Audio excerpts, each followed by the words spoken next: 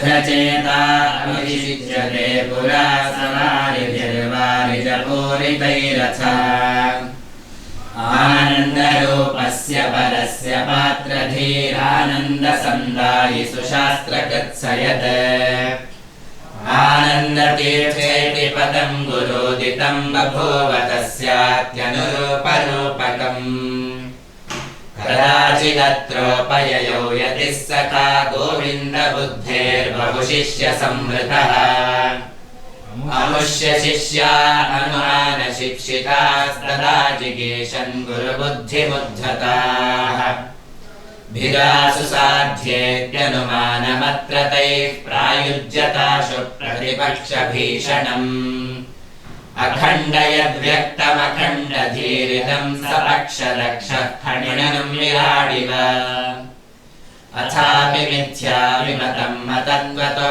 विवादनिर्मुक्तनित्यवादितैः अनेन सत्यं विमतं मतत्वतो यथागतकालीत्यनुमान्यगद्यता हेतोरतिव्याप्तिरवादितैर्यदा सकौतुकैस्तूर्णमसापविस्मयः न शुक्तिरोऽव्यादिमतं यदन्यथा मतं तदित्यादिवदञ्जिगायतान् तत्त्वेऽप्यतत्त्वे विमतेऽनुमां वदन् सदप्रतिष्ठां प्रतिपादुकस्वयम् विजित्य विश्वान् विदुषां सभास्वसो जगामनाम्नाप्यनुमानतीर्थताम् समस्तवालीन्द्रगजप्रभङ्गदश्चरन्नवन्यां प्रतिपक्षकाङ्क्षया एतद्विषां यः प्रथमः समाययौ सवादिसिंहोऽत्र सबुद्धिसागरः तस्योरदुर्गर्ववतो जिगीषया निशाकमादत्त सङ्गच्छध्वं संवादध्वंसं वो मनांसि जानताम् देवाभागं यथा पूर्वे सञ्जानाना उपासादे समानो मन्त्रः समेतिः समाने समानं मनः सह चित्तमेषाम् समानं मन्त्रमभिमन्त्र एव समानेनावो हविषा जुहोमि समाने वहाकोटिः समाना हृदायानि वः पीठायतनोक्तमस्थितम् सवादिसिंहस्य गिरं गरीयसे मखण्डयन् पण्डितमण्डलान्तरे तीक्ष्णेन वाक्येन मितेन वेगिना गदां शरेणेव विशारदो मुहुः असावसूर्यन् द्विनवप्रकारतो व्यचीक्लपत्कञ्चिदथार्थमुच्चकैः जगद्विजेतुश्च जये स संशयस्तावज्जनो जायत पूर्णचेतसः विकल्पकोटिरथखण्डयन् द्रुतं रेजेजिकं स्मेरमुखो बृहन्मतिः तमस्ततीर्वाग्निमणिर्विशुद्धया गवाशितो विष्णुपदं सदास्पदम् अगाधमात्मन्यतिवेदमुद्धतं तिरस्कृताशेष सरस्वती ततिम् कामं महामानसकुम्भसम्भवो लघूचकारेत्यपि बुद्धिसागरम् श्व एव वादोऽस्तिवादिनौ खलापद्योत्तरं भाति यदीर्यतामिते मत्स्वे ब्रुवाणे मततौदितौ जनः सनिश्चिकायापि निशापलायनात् बुद्ध्यन्तिना वादिवरेण चार्जितां जयश्रियं भूपरिवर्तिना चिरात् अहो मुहूर्तालयमप्रयत्नवान् अवाप्तवानित्यतिविस्मितं जनैः व्याख्यां कदाचिन्मणिवद्विनिर्मितं भाष्यं जनैस्तर्कविषादयैर्वृतः उवाच वाचं परिहासहासवान् सम्मोदतीर्थः सुरमोददायिनीम् सत्सूत्रभावे प्रविचारिते पृथग्भाष्याभिसन्धौ च विशुद्धबुद्धिभिः निगृह्य गूढाग्रहमुग्रमेतयोर्मान्योन्मयोन्योन्यमहो न दृश्यते इति ब्रुवाणे प्रतिपादयत्यलं भाष्येऽत्र दोषान् प्रबलान् मुहुर्मुहुः तस्मिन् विस्मेरधियोऽपि यत्नतो न स्थेयसः पर्यहरन्निमानमी नन्वस्य सूत्रस्य परोर्थमुच्यतां यद्भाष्यमात्रं भवता निरस्यते भवादृशैर्यः कविभिर्न दुष्यते कथञ्चनेत्योचुरिमेव च स्विनः अक्लिष्टशब्दान्वयमेष सम्भवत् सूत्रार्थमुच्चैर्वचनं तदा ददे माने कृताम्नाययुतस्मृतिक्षणादेश्यत्कथा ताण्डवसूत्रधारकम् बुभुत्सया मत्सरवर्जिताञ्जनान् संवत्सरान् स्वामिजिगीषया गतान् श्रुतप्रवीणानतितार्किकान् मुहुर्भङ्ग्यानया भङ्गमुपानिनाय सः कदाचिदेनं प्रतिगम्य सौम्यधीः समध्यगेहाय वरप्रसेदिवान् हेतो कुतश्चिद्विमनीकृतोऽप्यहो गुणाभ्युलुब्धः सुजनः प्रसीदति तेजोमृतं नन्दनगात्रपात्रकं नेत्राञ्जलिभ्यामपि वत्सदा व्ययम् विद्यासुधां चास्य वचो महाघटे पूर्णामसौ कर्णपुटेन पण्डितः लीलाविवादे गुरुणा जगद्गुरो प्रसङ्गतस्तत्र च तादृशे सति सूत्रार्थविच्छेत् कुरु भाष्यमञ्जसेत्याक्षेपपूर्वं गुरुरभ्यधादिमम् विधानमात्रं तदुपाददे तदा पयो यथाच्छं परमः स हंसराट् तल्लीनमाक्षेपमुपैक्षता फलं वारी वसन्तो हि गुणांशतोषिणः वैराग्यवैयात्यसुवात्मपूर्वकैर्युतो गुणैः पारमहंस्यभूषणैः ज्येष्ठो यतिर्यो निकुचान्मयोद्भवस्तं भूरि भक्तिः स कदाचिदब्रवीत् विरोधि वेदान्तकृतान्तसम्पदां भाष्यादिकं चेदिदमस्तु काक्षतिः अस्मभ्यमाचक्ष्वविचक्षणोचितं भावन्तु सूत्रोपनिषद्विवक्षितम् इत्यस्य वाचा शरदेव भासिता यदाखिलाशा शुभपूर्णया बभौ प्रमोदतीर्थाननचन्द्रचन्द्रिका व्याख्याविदा विष्णुपदप्रकाशिनी ज्येष्ठं कदाचित् किल कालपालितां दिशं प्रयातोच्युतबुद्धिना सह समग्रैर्मण्डितविष्णुमङ्गलं विष्णुं जगन्मङ्गलमाननामसः भिक्षानुदातपरीक्षितुं महद्दत्ते प्रभुक्ते कदलीफलोच्चये अनेन निर्यत्नमवार्य विस्मयस्तमार्यवर्यं विजने वदद्गुरुः भिक्षावसाने द्विशताधिकैः फलैर्गुणैः प्रभुक्तैः परिपूरितेऽपि ते तनूदरे नास्ति गणेशः कथं सुचित्रसत्यं वदाद्भवानिति अङ्गुष्ठमात्रं जठरे प्रतिष्ठितं जाज्वल्यमानं मम जातवेदसम् नित्यं हितं विश्वदहं च वित्ततं विश्वेशचेता सोऽब्रवीत्तदा पर्याकुलानेकसरस्वती तते न्यायोपपन्नान् विविधार्थसंयुतान् अतीत्यदेशान् समयांश्च चारुधीरसौ जगामाभिमतेन वर्त्मना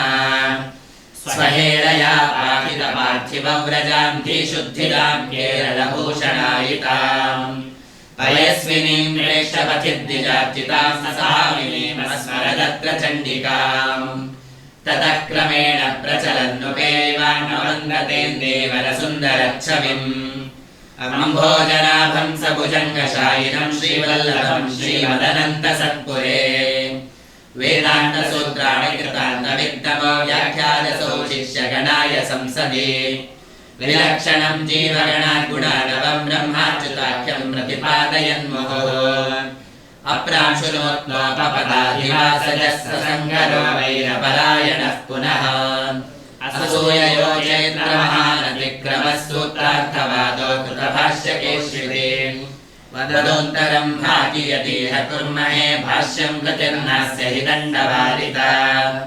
जगद्गुरूणामिहितां गुरोर्गिरं जनः समस्तोऽभिनन्दसस्मिताम् प्राज्ञैर्महापूरुष सर्वलक्षणैः सम्पन्नदेहोऽयमितीरिते प्रभौ परे परस्याप्यतिपेन तादृशस्थिङ्गाकृतसंशंसनमन्त्रचक्रिरे स्थिग्धोषणानि प्रतिपादयत्यलं सम्पूर्णसङ्ख्येस्य सुलक्ष्मशास्त्रतः तर्खण्डसङ्खण्डनसंश्रवं यथा तदक्षमोऽसो प्रकृतिर्हि सासताम् स्नात्वात्र तीर्थेषु श्रेण कन्यकातीर्थेषु तीर्थेषु कतीर्थ आप्लुतः समुद्रसेतौ च निमज्य विष्णवे श्रीरामनाथाय नमश्चकारसः व्रजन्तं यतिवेषधारिणं दण्डं प्रकाश्यैषः सन्नभाषत खण्डेत दण्डो यदि चण्डनत्वया त्वं षण्डको पण्डितवन्ध्यवागिति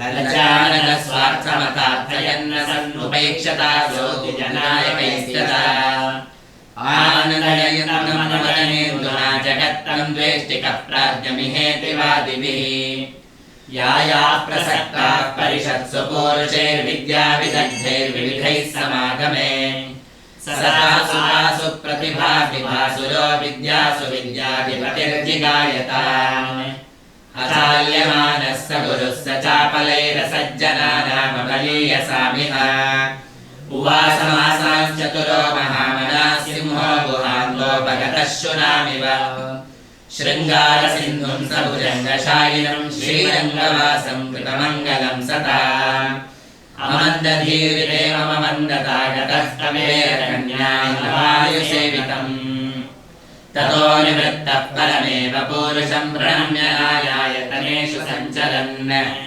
प्रकाशयन् स्वाविषयानमानुषामाशामुदीचीं प्रययावसौ क्रमात् ततस्ततो विस्मितलोचनैर्नरैर्निरीक्षमाणोऽति सुलक्षणाकृतिः ग्रामोत्तमान् प्राप्य पयस्विनी तटे विवेशदेवायतनं स किञ्चन अधीत्य धर्मेण षडङ्गमागमं तदर्थसंहरणनिर्णयान्विताः प्रापुर्द्विजेन्द्रासमपूर्णपूरुषं जिज्ञासवस्व प्रतिसंजयत्रये सुस्मितेन्दुमरविन्दलोचनं स्वर्णवर्णमतिभद्रभाषणम् वीतभूषमपि विश्वभूषणं तं दिदृक्षुरलमापतज्जनः विद्योरुद्युतिधीरतारकतिरस्कारे पतङ्गायितो दुर्वादीभकुतट्टकुम्भदलने सिंहप्रभरहायितः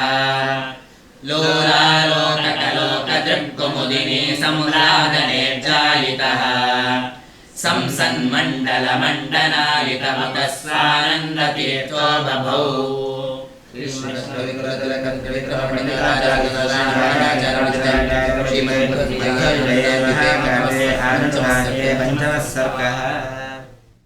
पश्चन्द्राबृहतेर्जजान कस्मै देवाय हविषा विधेम प्रजापतेन त्वदेतान्यन्यो विश्वा जातानि परिता बभूव यत्तामास्ते गृहमस्तन्नो अस्तु वयं स्यामपतायो रयीणाम्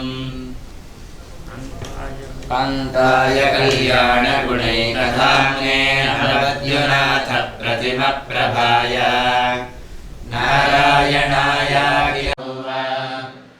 यत्तामास्ते गृहमस्तन्नो अस्तु वयं स्यामपतायो रयीणाम्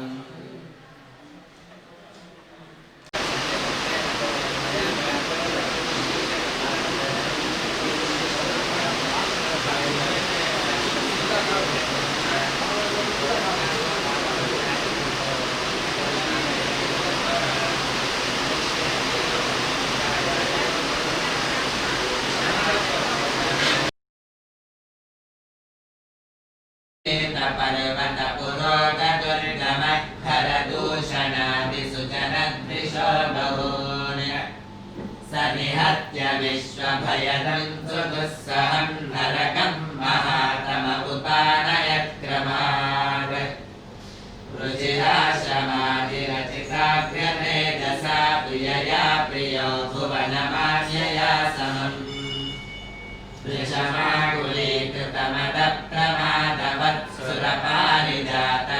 विषमाकुलीकृतमदप्रमादवत्सुरपारिजातहृतवापधामसः हरितामधीशनरदेवमण्डलं दशकं विजित्य परभीषणं मुहुः स्फुरितामिह प्रियतमान्निजश्रियं भगवानुपैक्षतहरन्तमप्रियम् अभिनन्दितः पवननन्दनादिभिः स कदाचिदिन्द्रसुखबद्धको गवान् निजराज्यमात्मदयिताय दत्तवान् हरिसूनविर्हतविपक्षमुत्तमम् बुधमाप्य तत्र दयितो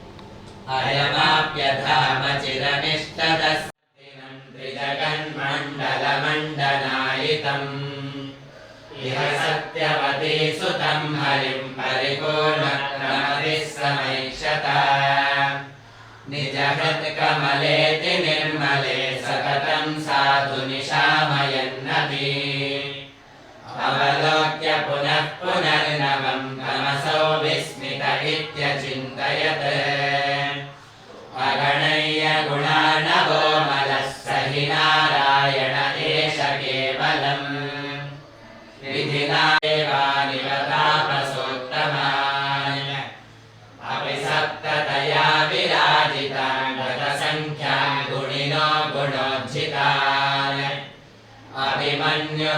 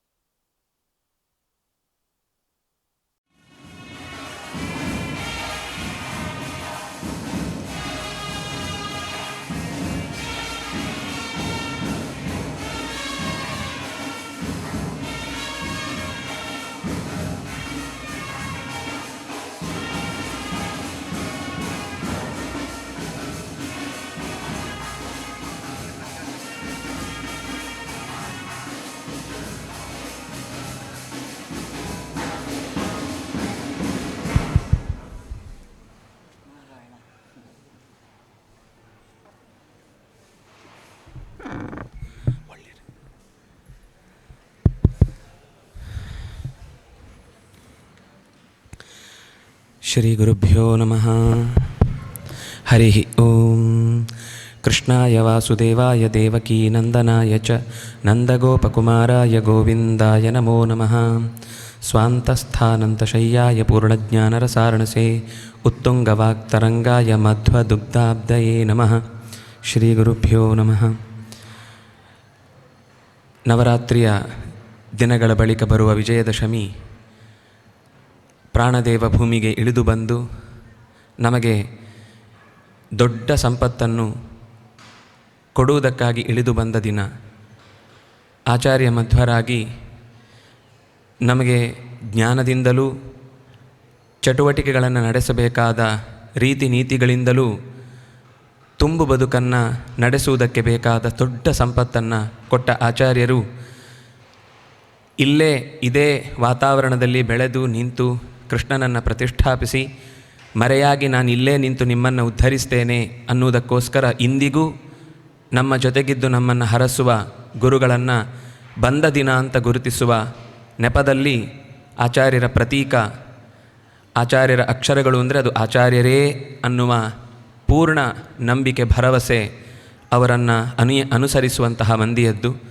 ಆ ನಿಟ್ಟಿನಲ್ಲಿ ಆಚಾರ್ಯರನ್ನು ನಮ್ಮ ಹೆಗಲಲ್ಲಿ ಹೊತ್ತು ತಲೆಯಲ್ಲಿ ಇಟ್ಟು ಅವರ ದಾಸರು ನಾವು ಅನ್ನುವ ಭಾವದೊಂದಿಗೆ ಮೆರವಣಿಗೆಯಲ್ಲಿ ಬಂದಿದ್ದೇವೆ. ಈಗ ಈ 10 ದಿನಗಳಲ್ಲಿ ಆಚಾರ್ಯರ ಮಾತುಗಳನ್ನು ಹೃದಯದಲ್ಲಿ ಹೊರುವ ಸರ್ವಮೂಲ ಪಾರಾಯಣದ ಕಾರ್ಯಕ್ರಮದ ಸಮರ್ಪಣೆಯ ಜೊತೆಗೆ ಆಚಾರ್ಯರನ್ನು ನೆನಪಿಸಿಕೊಳ್ಳುವ ಸಭಾ ಕಾರ್ಯದಲ್ಲಿ ನಾವಿದ್ದೇವೆ. ಈ ಕಾರ್ಯಕ್ರಮವನ್ನು ನಾವು ಹಿಂದಿನ ಆ ಸರ್ವಮೂಲದ ಅಷ್ಟೂ ದಿನಗಳ ಜೊತೆಗೆ ಸಮರ್ಪಣೆಗಾಗಿ ಎಲ್ಲ ಗುರುಗಳನ್ನು ಕೇಳಿಕೊಂಡಾಗ ಅವರು ಹಾರ್ದವಾಗಿ ಕೃಷ್ಣನ ಸನ್ನಿಧಿಯಲ್ಲಿ ನಡೆಯುವ ಕಾರ್ಯಕ್ರಮಕ್ಕೆ ಸದಾ ಜೊತೆಗೆ ಇರುವಂಥವರು. ಅವರು ಇವತ್ತೆಲ್ಲರೂ ಕೂಡ ಹಿರಿಯರು ನಮ್ಮ ಜೊತೆಗೆ ಗುರುಗಳು ಅನುಗ್ರಹ ಸಂದೇಶ ನೀಡುವುದಕ್ಕಾಗಿದ್ದಾರೆ. ಪೂಜ್ಯರೆಲ್ಲರೂ ದೀಪವನ್ನು ಬೆಳಗುವ ಮೂಲಕ ಕೃಷ್ಣನಿಗೆ ಬೆಳಕಿನ ಹಬ್ಬವನ್ನು ಹಚ್ಚಬೇಕು ಅಂತ ಪ್ರಾರ್ಥಿಸ್ತೇನೆ.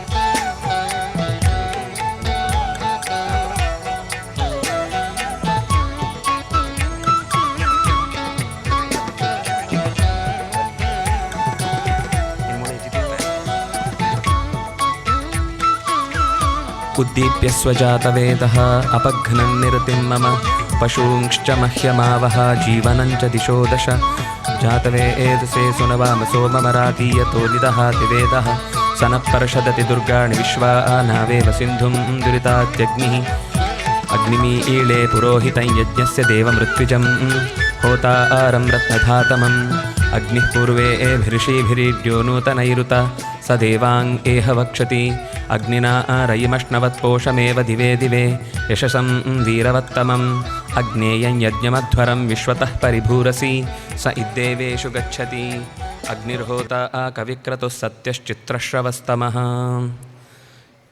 ದೀಪವನ್ನು ಬೆಳಗಿ ಹೃದಯದಲ್ಲಿ ಆಚಾರ್ಯರು ಕೊಟ್ಟ ಮಾತಿನ ಬೆಳಕು ಪಸರಿಸಲಿ ಇಂಥ ಎಲ್ಲ ಹಿರಿಯರು ಗುರುಗಳ ಸನ್ನಿಧಾನವನ್ನು ಹೃದಯದಲ್ಲಿ ಹೊತ್ತು ನಮ್ಮಲ್ಲೂ ಅದನ್ನು ಬಿತ್ತಿದ್ದಾರೆ. ಅವರಿಗೆ ತುಂಬು ಹೃದಯದ ಕೃತಜ್ಞತೆಗಳನ್ನು ಅರ್ಪಿಸ್ತಾ ಈ ಕಾರ್ಯಕ್ರಮದಲ್ಲಿ ನಿರಂತರ ಅನೇಕ ರೀತಿಯ ಅಂದರೆ ಸಾಂಪ್ರದಾಯಿಕವಾದ ಎಲ್ಲ ಕಟ್ಟುಪಾಡುಗಳನ್ನು ಚೆನ್ನಾಗಿ ಮುಂದಿನವರಿಗೆ ತಿಳಿಸುವ ದೃಷ್ಟಿಯಲ್ಲಿ ಮತ್ತು ಒಂದು ಚಟುವಟಿಕೆ ಅಂತ ಬಂದಾಗ ಅದರಲ್ಲಿ ಎಷ್ಟು ನಿಷ್ಠೆಯಿಂದ ತೊಡಗಬೇಕು ಅನ್ನುವುದಕ್ಕೆ ಮಾದರಿಯಂತೆ ಇರುವಂತಹ ಕೃಷ್ಣಾಪುರ ಮಠದ ಶ್ರೀಪಾದರಾದಂತಹ ಶ್ರೀ ವಿದ್ಯಾಸಾಗರ ತೀರ್ಥ ಶ್ರೀಪಾದರು ಇವತ್ತು ನಮ್ಮ ಜೊತೆಗಿದ್ದಾರೆ.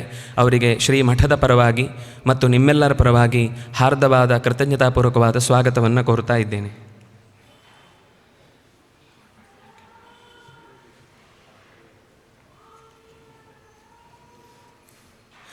ಫಲ ಸಮರ್ಪಣೆಯ ಮೂಲಕ ಗುರುಗಳಿಗೆ ಕೃತಜ್ಞತೆಯನ್ನು ಅರ್ಪಿಸ್ತಾ ಈ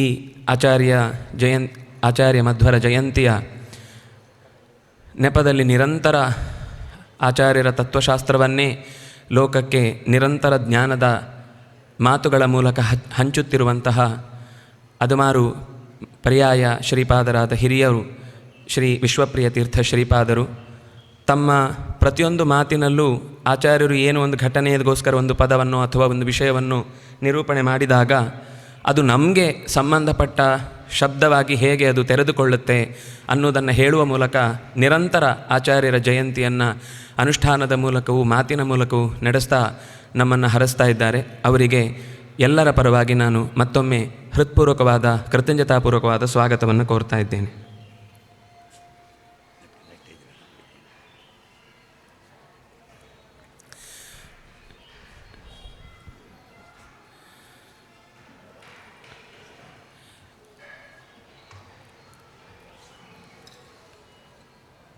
ಜ್ಞಾನದ ವಿಷಯದಲ್ಲಿ ಎಲ್ಲರೂ ಹಿರಿಯರೇ, ಆದರೆ ಸಮಾಜವೂ ಕೂಡ ಒಂದು ಗುರುತಿಸಿದೆ ಅನ್ನುವ ಹಾಗೆ ಒಂದು ಕಿರೀಟವನ್ನು ಪಲಿಮಾರು ಶ್ರೀಪಾದರಿಗೆ ಡಾಕ್ಟರ್ ಅನ್ನುವ ಶಬ್ದದ ಜೊತೆಗೆ ಅವರನ್ನು ಗುರುತಿಸಿ, ಅಂದರೆ ಹೊರಗಿನವರಿಗೆ ಅದು ಕಾಣುವಾಗ ಇನ್ನೂ ಏನೋ ಒಂದು ಹೊಸತು ಅಂತ, ಕೊಟ್ಟ ತಕ್ಷಣ ಹೊಸತ್ತೇನು ಬರುವುದಿಲ್ಲ.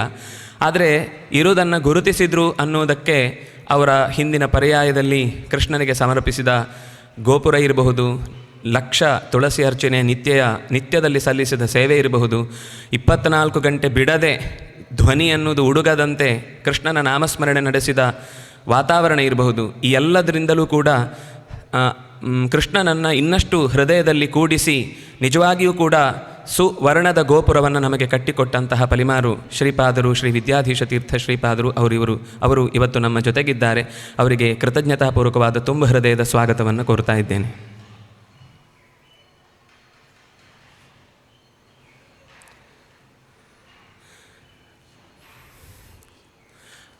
ಅಂತೆಯೇ ಕೃಷ್ಣನ ಪೂಜೆಯನ್ನು ನಿತ್ಯವೂ ನಡೆಸುತ್ತಾ ಹೊಸತನದ ಮೆರುಗು ಅನ್ನುವ ಹಾಗೆ ಹಳೆಯದನ್ನೇ ಎತ್ತಿಕೊಡುವುದರಲ್ಲಿ ತನ್ನನ್ನು ಪೂರ್ತಿಯಾಗಿ ತೊಡಗಿಸಿಕೊಂಡಿರುವಂತಹ ಶ್ರೀ ಶ್ರೀ ಈಶಪ್ರಿಯ ತೀರ್ಥ ಶ್ರೀಪಾದರೂ ಕೂಡ ಇವತ್ತು ಈ ಕಾರ್ಯದಲ್ಲಿ ಜೊತೆಗಿದ್ದಾರೆ. ಅವರಿಗೆ ನಿಮ್ಮೆಲ್ಲರ ಪರವಾಗಿ ನಾನು ಹೃತ್ಪೂರ್ವಕವಾದ ಸ್ವಾಗತವನ್ನು ಕೋರ್ತಾ ಇದ್ದೇನೆ.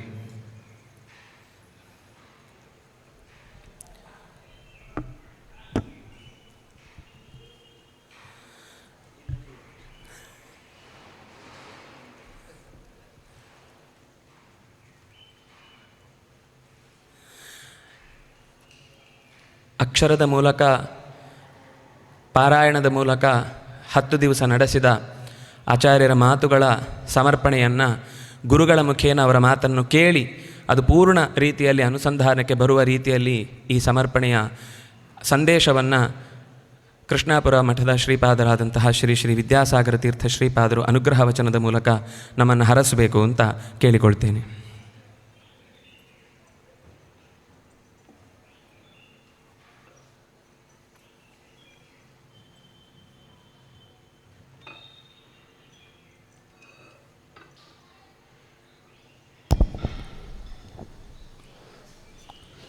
ನಾರಾಯಣಾಯ ಪರಿಪೂರ್ಣ ಗುಣಾರ್ಣವಾಯ ವಿಶ್ವೋದಯ ಸ್ಥಿತರಯೋನ್ಯತಿ ಪ್ರದಾಯ ಜ್ಞಾನಪ್ರದಾಯ ವಿಬುಧಾ ಸರಸೌಖ್ಯ ದುಃಖ ಸತ್ಕಾರಣಾಯ ವಿತತಾಯ ನಮೋ ನಮಸ್ತೆ. ಪ್ರಥಮೋ ಹನುಮನ್ನಾಮ ದ್ವಿತೀಯೋ ಭೀಮೇ ಏವಿಚ ಪೂರ್ಣಪ್ರಜ್ಞಸ್ತೃತೀಯಸ್ಥೋ ಭಗವತ್ಕಾರ್ಯಸಾಧಕಃ ಕಾಮಧೇನುರ್ಯಥಾ ಪೂರ್ವಂ ಸರ್ವಾಭೀಷ್ಟಫಲಪ್ರದ ತಥಾ ಕಲೌ ವಾದಿರಾಜಶ್ರೀಪಾದೋ ಅಭೀಷ್ಟದಸ್ತತಾಂ. ಶ್ರೀ ಗುರುಭ್ಯೋ ನಮಃ.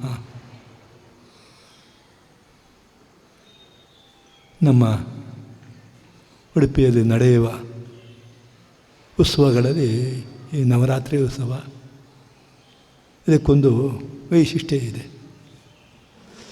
8-9 ದಿವಸಗಳಲ್ಲೂ ಕೂಡ ಕೃಷ್ಣನಿಗೆ ದೇವಿಯ ಅಲಂಕಾರ ಮಾಡುವುದು, ಅನಂತರ ನಿರಂತರ ಇಲ್ಲಿ ಪಾರಾಯಣ ಮಾಡಿಸೋದು, ಇಲ್ಲಿ ಹಾಗೆ ಬಂದ ಸಾರ್ವಜನಿಕರಿಗೆಲ್ಲ ಹುಟ್ಟು ಪಂಚಿಗೆ ಜಯ ಕೊಡುವುದು, ಈ ಎಲ್ಲ ಒಂದು ವಿಶೇಷ ಆಚರಣೆಗಳನ್ನು ಈ ಸಂದರ್ಭದಲ್ಲಿ ಮಾಡಲಾಗ್ತದೆ.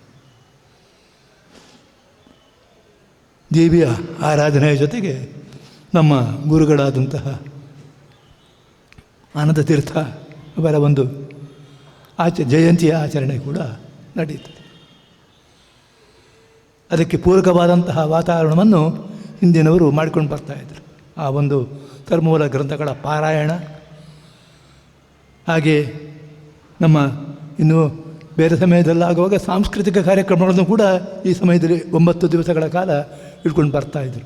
ಈ ವರ್ಷ ಎಲ್ಲ ಕೊರೋನಾ ಆದ ಕಾರಣ ಎಲ್ಲಿಯೂ ಕೂಡ ಇಲ್ಲಿ ನವರಾತ್ರಿಗಳಲ್ಲಿ ಸಮಾರಂಭ ಆಗತಕ್ಕಂಥ ದೇವಿ ದೇವಸ್ಥಾನಗಳಲ್ಲೂ ಕೂಡ ಎಲ್ಲ ಕಾರಣದಿಂದ ಎಲ್ಲ ಯಾವುದು ನಿಮ್ಮ ಸಾಂಸ್ಕೃತಿಕ ಕಾರ್ಯಕ್ರಮಗಳನ್ನೆಲ್ಲ ಬಿಟ್ಟಿದ್ದಾರೆ, ಕೈ ಬಿಟ್ಟಿದ್ದಾರೆ ಈ ಒಂದು ತೊಂದರೆಯಿಂದಾಗಿ.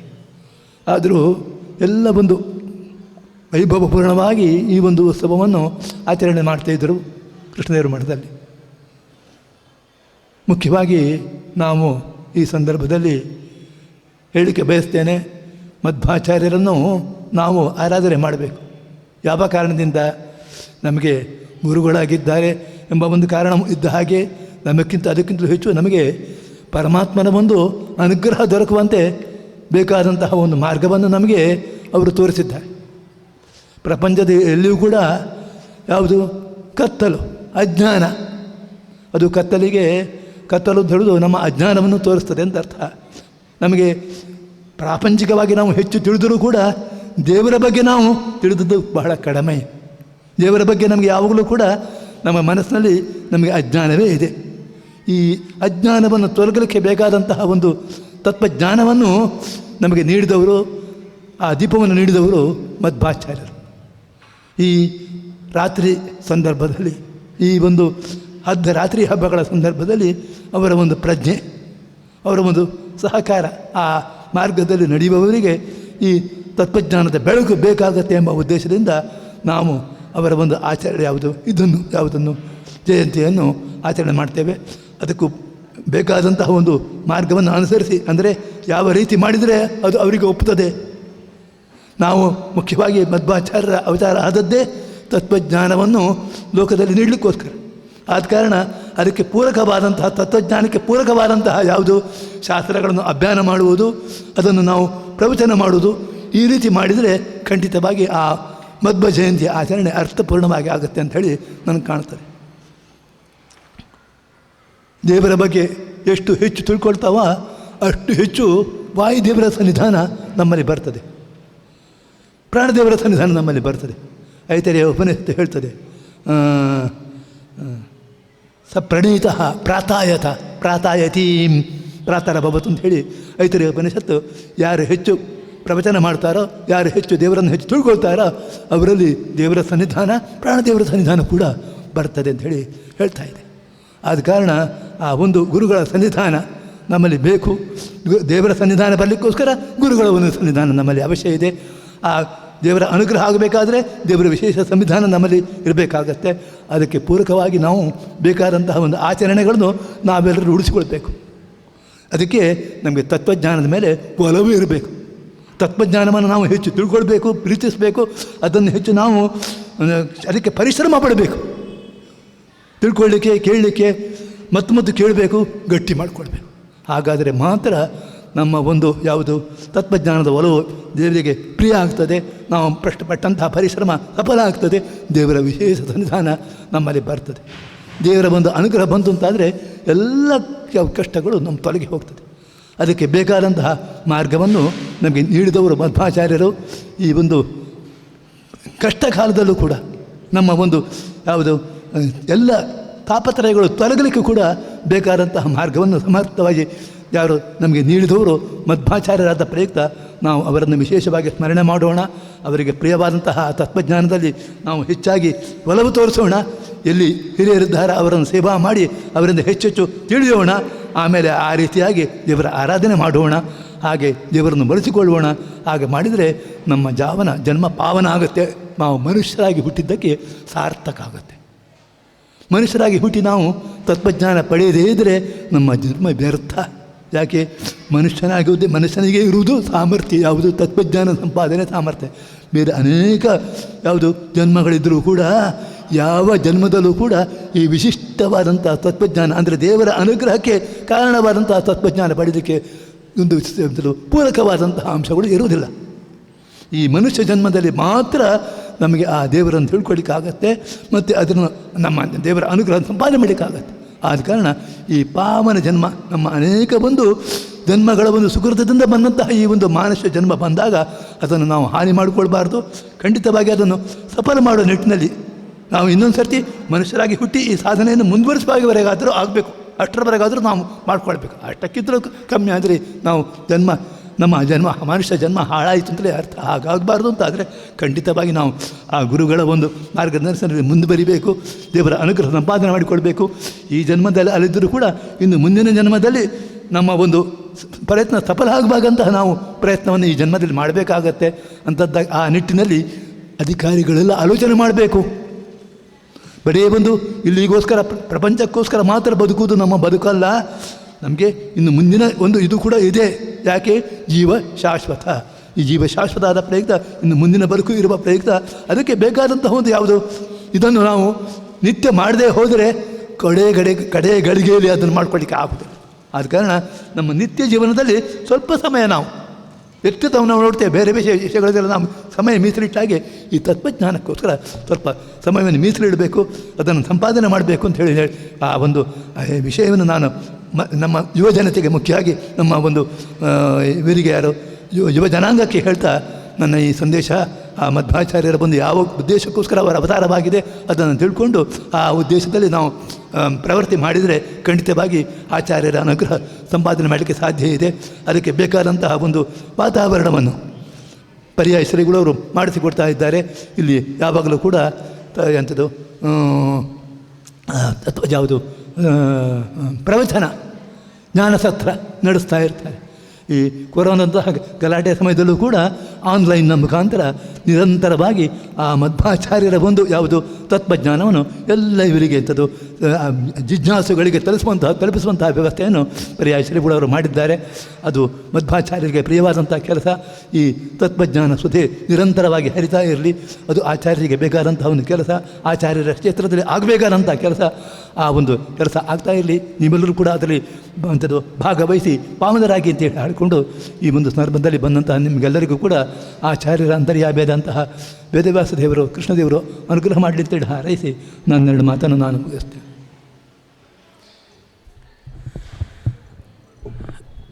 ಈಗ ನಾವು ಕಳೀತಾ ಇರುವ ಬದುಕು ಅದು ನಮಗೆ ಗೊತ್ತಿರುವ 70, 80, 100 ಅಷ್ಟೇ ವರ್ಷದ್ದಲ್ಲ. ಜೀವ ಮೊದಲು ಇದ್ದವನು, ನಂತರವೂ ಇರುವವನು.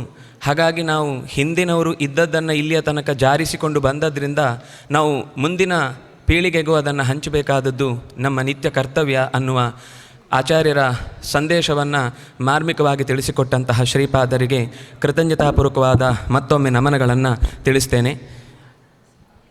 ಆಚಾರ್ಯರ ಜೀವನ ಚರಿತೆಯನ್ನು ನಾವು ನಿತ್ಯ ಹಾಡಿ ಹೊಗಳಬೇಕು. ನಿರಂತರ ಅವರ ಜೀವನದ ಆ ಮೆಟ್ಟಿಲುಗಳನ್ನು ಮೆಲುಕು ಹಾಕುವುದರಿಂದ ನಮ್ಮ ಬದುಕಿಗೆ ಅನೇಕ ಸಮಸ್ಯೆಗಳು ಬರುವುದನ್ನು ನಾವು ತಪ್ಪಿಸಿಕೊಳ್ಳಿಕ್ಕೆ ಅನುಕೂಲ ಆಗುತ್ತೆ. ಅಂತಹ ಒಂದು ಮಧ್ವ ಲಾವಣಿ ಸುಮಾರು 33 ಪದ್ಯಗಳಲ್ಲಿರುವ ಗೋವಿಂದ ವಿಠಲ ಅನ್ನುವ ನಾಮಾಂಕಿತದಲ್ಲಿರುವ ಪದ್ಯವನ್ನು ಬನ್ನಂಜೆ ಗೋವಿಂದಾಚಾರ್ಯರು ಮಕ್ಕಳ ನಿತ್ಯ ಹಾಡುಗಾರಿಕೆಗೆ ಅಥವಾ ನಿತ್ಯದಲ್ಲಿ ಮನೆಯ ಎಲ್ಲ ಮಕ್ಕಳು ಸೇರಿ ಹಾಡುವುದಕ್ಕೆ ಅನುಕೂಲವಾಗುವಂತೆ ಅದನ್ನು ರಚನೆ ಮಾಡಿಕೊಟ್ಟಿದ್ದಾರೆ. ಆ ಪದ್ಯದ ಒಂದು ಸಣ್ಣ ಪ್ರಸ್ತುತಿ ಈ ವೇದಿಕೆಯ ಮೂಲಕ ನಡೆಯಲಿಕ್ಕಿದೆ.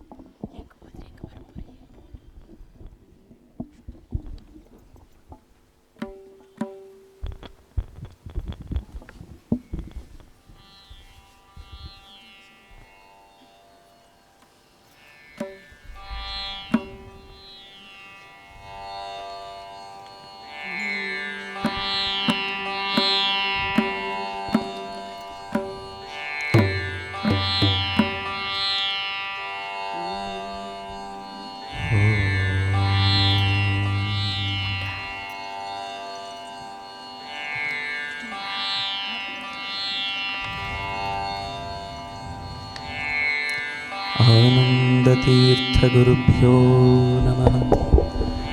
नमः परमर्षिभ्यः, नमः परमर्षिभ्यः.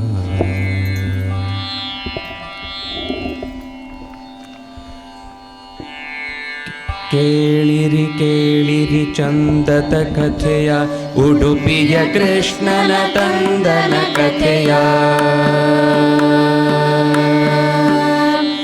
ಕೇಳಿರಿ ಕೇಳಿರಿ ಚಂದದ ಕಥೆಯ, ಉಡುಪಿಯ ಕೃಷ್ಣನ ತಂದನ ಕಥೆಯ.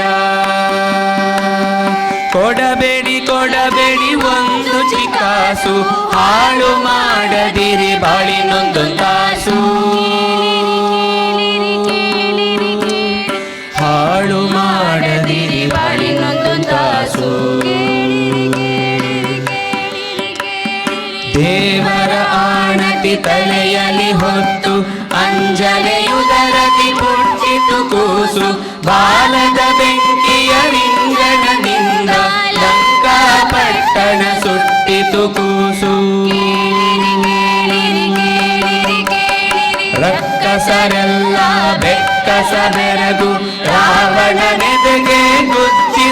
ಕೂಸು ಕಪಿಗಳ ಕಿಲ ಕಿಲ ಕೇಳಿಸದಾಗ ಗಂಧಮಾದನವನೆತ್ತಿತು ಕೂಸು.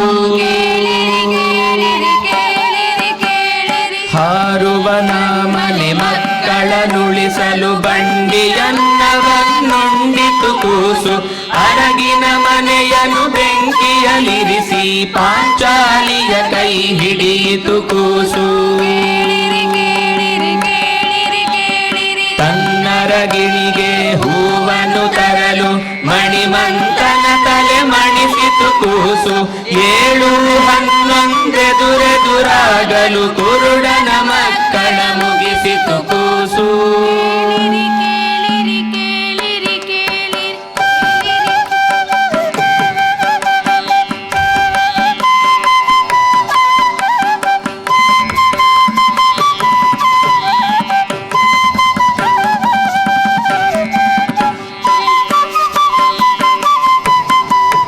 ದೇವರ ಆಣತಿ ತಲೆಯಲ್ಲಿ ಹೊತ್ತು ಪಾಜಕದಲ್ಲಿ ಮರು ಹುಟ್ಟಿತು ಕೂಸು.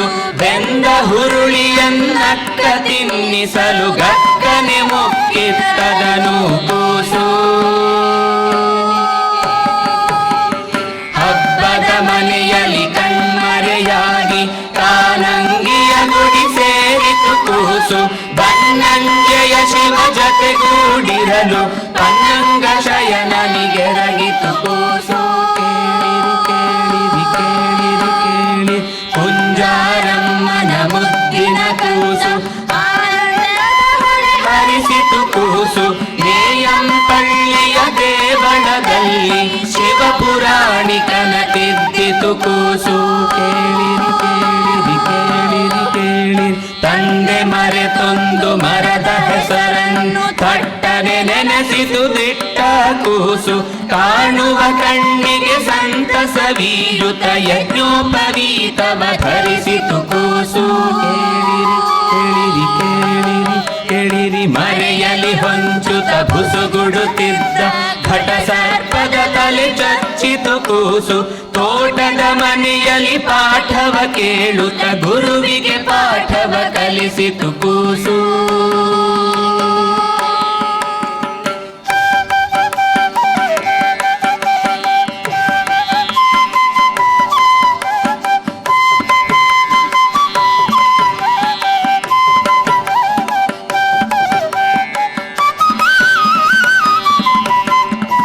ಲೋಕಕ್ಕೆಲ್ಲ ತತ್ವಾಮೃತ ಹಂಚಲು ಸನ್ಯಾಸಿಯಾಗಲು ಬಯಸಿತು ಕೂಸು.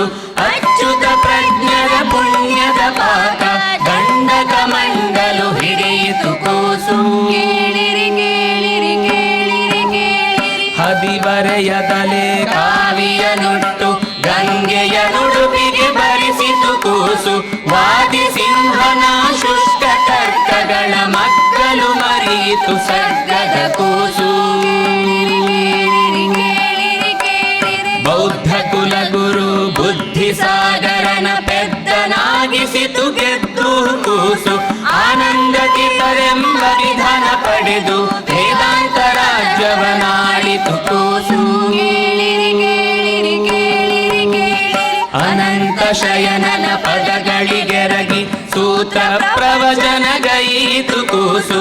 ತತ್ವಾಮೃತವನು ಎಲ್ಲರಿಗುಣಿಸುತ್ತ ಶ್ರೀರಂಗನಾಥನಿಗೆರಗಿತು ಕೂಸು.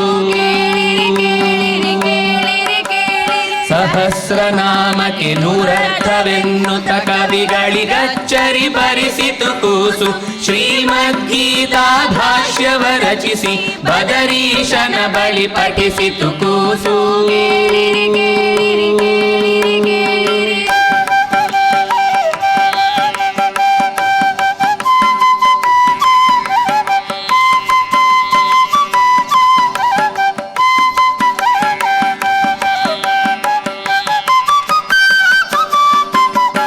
ಬಾದರಾಯಣನ ಕಾಣಲಿಕೆಂದು ವ್ಯಾಸಾಶ್ರಮಕ್ಕೆ ತೆರಳಿತು ಕೂಸು.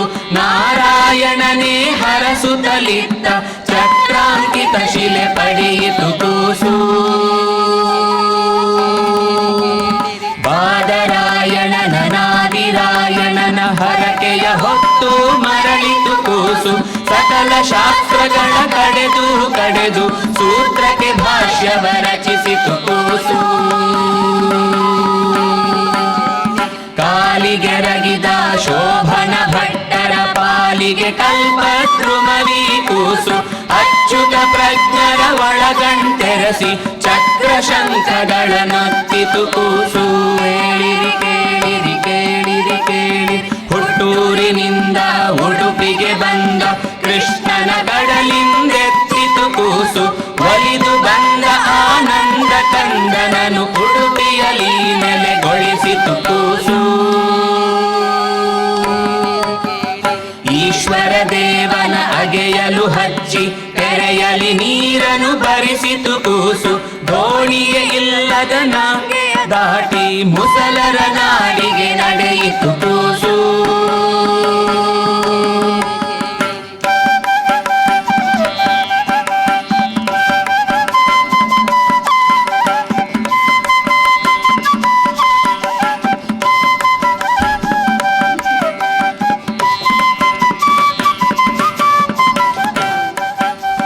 ಅಲ್ಲ ಎನ್ನುವ ಮುಲ್ಲಾಗಳಿಗೂ ಎಲ್ಲ ಹರಿ ಹೆಸರೆಂದಿತು ಕೂಸು.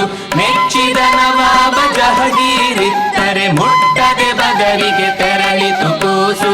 ಕೇಳಿರಿ ಕೇಳಿರಿ ಕೇಳಿರಿ ಕೇಳಿರಿ ದರೋಡೆ ಕೋರರ ಕಾಟವ ತಡೆಯಲು ಉಪೇಂದ್ರ ತೀರ್ಥರ ಕಳಿಸಿತು ಕೂಸು.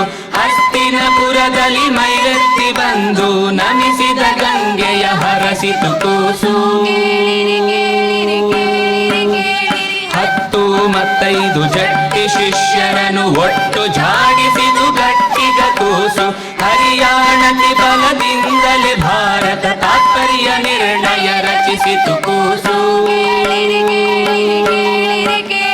ಸಪಾದ ಲಕ್ಷ ಗ್ರಂಥವನೊಂದೇ ವಾಕ್ಯದಿ ಖಂಡಿಸಿ ನಕ್ಕಿತು ಕೂಸು. ಮದವೂರಿನ ಮದನೇಶ್ವರದಲ್ಲಿ ದೊರೆ ಜಯಸಿಂಹನ ಹರಸಿತು ಕೂಸು. ಕಾಲಡಿ ಕೆಂಪು ಉಗುರು ಕೆಂಪು ತಂಪೋ ತಂಪು ಏಳಡಿ ಕೂಸು. ಹದ್ದಿನ ಹರಡು ಮೊಣಕಾಲುರುಟು ಆನೆಯ ಸೊಂಡಿಲೆ ತೊಡೆಗಡ ಕೂಸು.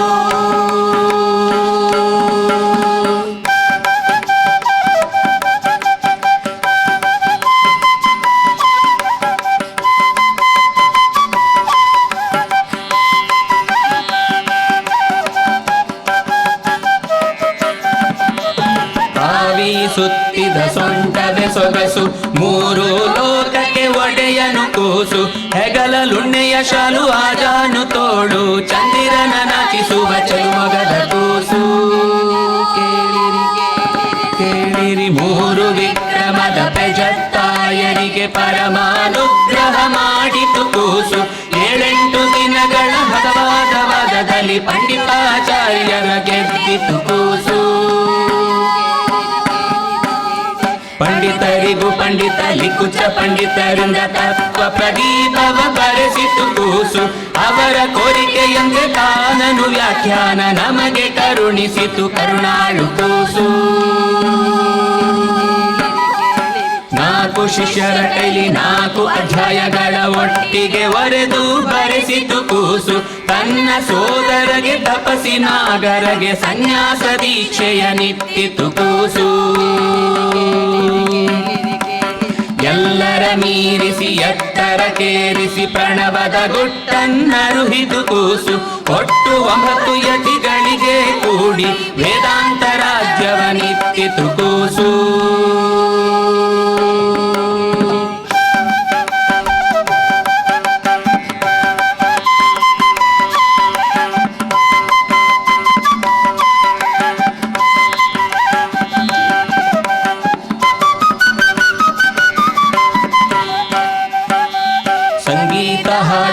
ಕೊರಡು ಚಿಗುರಿಸಿತು ಗಂಧರ್ವರನು ನಾಚಿಸಿ ಕೂಸು. ನರಹರಿ ತೀರ್ಥರ ಮುಂದಿರಿಸುತ್ತ ಯಕ್ಷಗಾನವನ್ನು ರಚಿಸಿತು ಕೂಸು. ಹಸುರು ಕಾಳನ್ನು ಹಿಡಿದು ಜಪಿಸುತ್ತ ಮೊಳಕೆ ಭರಿಸಿತು ಮಂತ್ರತಜ್ಞ ಕೂಸು. ಗ್ರಹಣದ ಕತ್ತಲಲ್ಲಿ ಕಾಲುಗುರ ಬೆಳಕಿಂದ ಪಾಠ ಮಾಡಿದ ತೇಜಪುಂಜ ಕೂಸು. ಭಾರಿ ಬಂಡೆಯನ್ನು ಒಂದೇ ಕೈಲೆತ್ತಿ ತುಂಗಭದ್ರೆಯ ತಡಿಯಲಿಟ್ಟಿತು ಕೂಸು. ಸುರಗಣ ಮೆಚ್ಚಿ ಹೂಮಳೆಗರೆಯಲು ದಿವ್ಯ ಪ್ರವಚನ ನೀಡಿತು ಕೂಸು. ಮಾಘ ಮಾಸದ ನವಮಿಯಂದು ತಾನೊಬ್ಬನೇ ಬದರಿಗೆ ತೆರಳಿತು ಕೂಸು. ಮರೆಯಲಿ ನಮ್ಮ ಹರಸುತ್ತಿರುವ ಗೋವಿಂದ ವಿಠಲನ ಮೋಕೆಯ ಕೂಸು. ಗೋವಿಂದ ವಿಠಲನ ಮೋಕೆಯ ಕೂಸು. ಗೋವಿಂದ ವಿಠಲನ ಮೋಕೆಯ ಕೂಸು. ವಿಠಲ ವಿಠಲ ವಿಠಲ ವಿಠಲ ವಿಠಲ ವಿಠಲ ವಿಠಲ ವಿಠಲ ವಿಠಲ ವಿಠಲ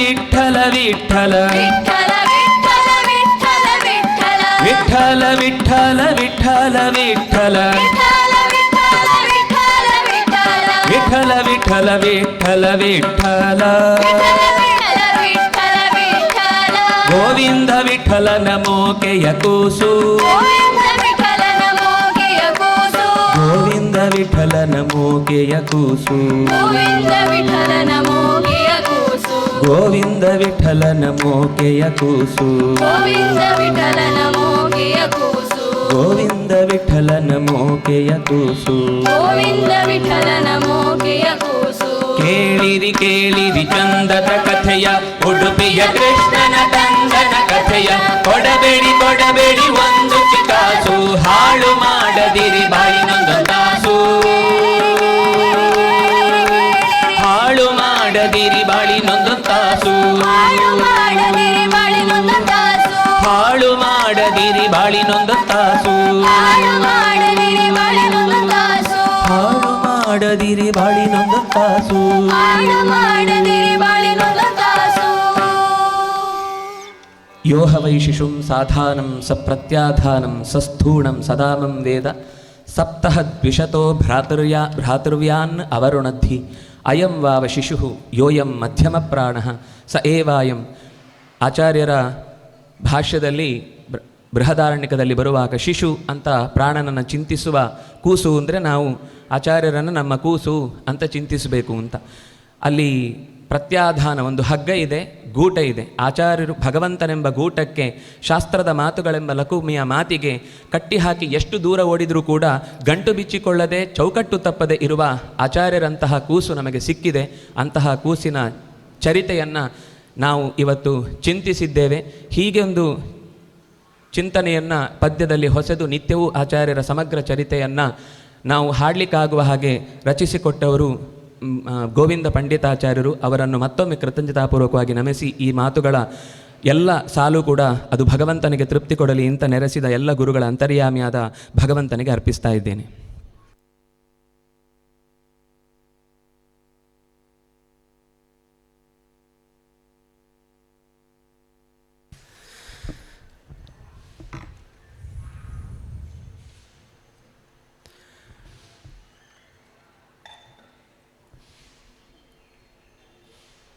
ಶಾಸ್ತ್ರವನ್ನು ನಾವು ಅಧ್ಯಯನ ಮಾಡುವುದರ ಜೊತೆಗೆ ನಮ್ಮ ಹೊರವಲಯದಲ್ಲಿ ಬೇರೆ ಬೇರೆ ಕೆಲಸಗಳಲ್ಲಿ ಸಾಧನೆ ಮಾಡಿದ ಭಗವದ್ ರೂಪಗಳ ಅನುಸಂಧಾನವೂ ಅಷ್ಟೇ ಮುಖ್ಯ. ಅದು ಇಷ್ಟಾಪೂರ್ತ ಅಂತ ಅದು ನಡೆಸದೆ ಭಗವಂತನ ಹತ್ತಿರಕ್ಕೆ ಹೋಗುವುದು ಅಸಾಧ್ಯವಾದ ಮಾತು ಅಂತ. ಅಂತಹ ಒಂದು ಪೂರ್ತದ ಕೆಲಸದಲ್ಲಿ ನಿರಂತರ 75 ವರ್ಷಗಳನ್ನು ಸವೆಸಿದಂತಹ ಮಹನೀಯರೊಬ್ಬರು ಇವತ್ತು ನಮ್ಮ ನಡುವೆ ಇದ್ದಾರೆ. ಅವರನ್ನು ಗೌರವಿಸಿದರೆ ನಾವು ಆಚಾರ್ಯರು ಕೃಷಿಗೆ ಕೊಟ್ಟ ಅನೇಕ ಅಪರೂಪದ ಹೊಳಹುಗಳೇನಿದೆ ಅದನ್ನು ನಿಜವಾಗಿ ನಾವು ಈ ವೇದಿಕೆಯಲ್ಲಿ ಅನುಸಂಧಾನ ಮಾಡಿದ ಹಾಗಾಗುತ್ತೆ ಅನ್ನುವ ದೃಷ್ಟಿಯಿಂದ ಪರ್ಯಾಯ ಶ್ರೀಪಾದರು ಶ್ರೀ ಬಿ ಕೆ ದೇವರಾವ್ ಅವರು ನಮ್ಮ ಜೊತೆಗಿದ್ದಾರೆ.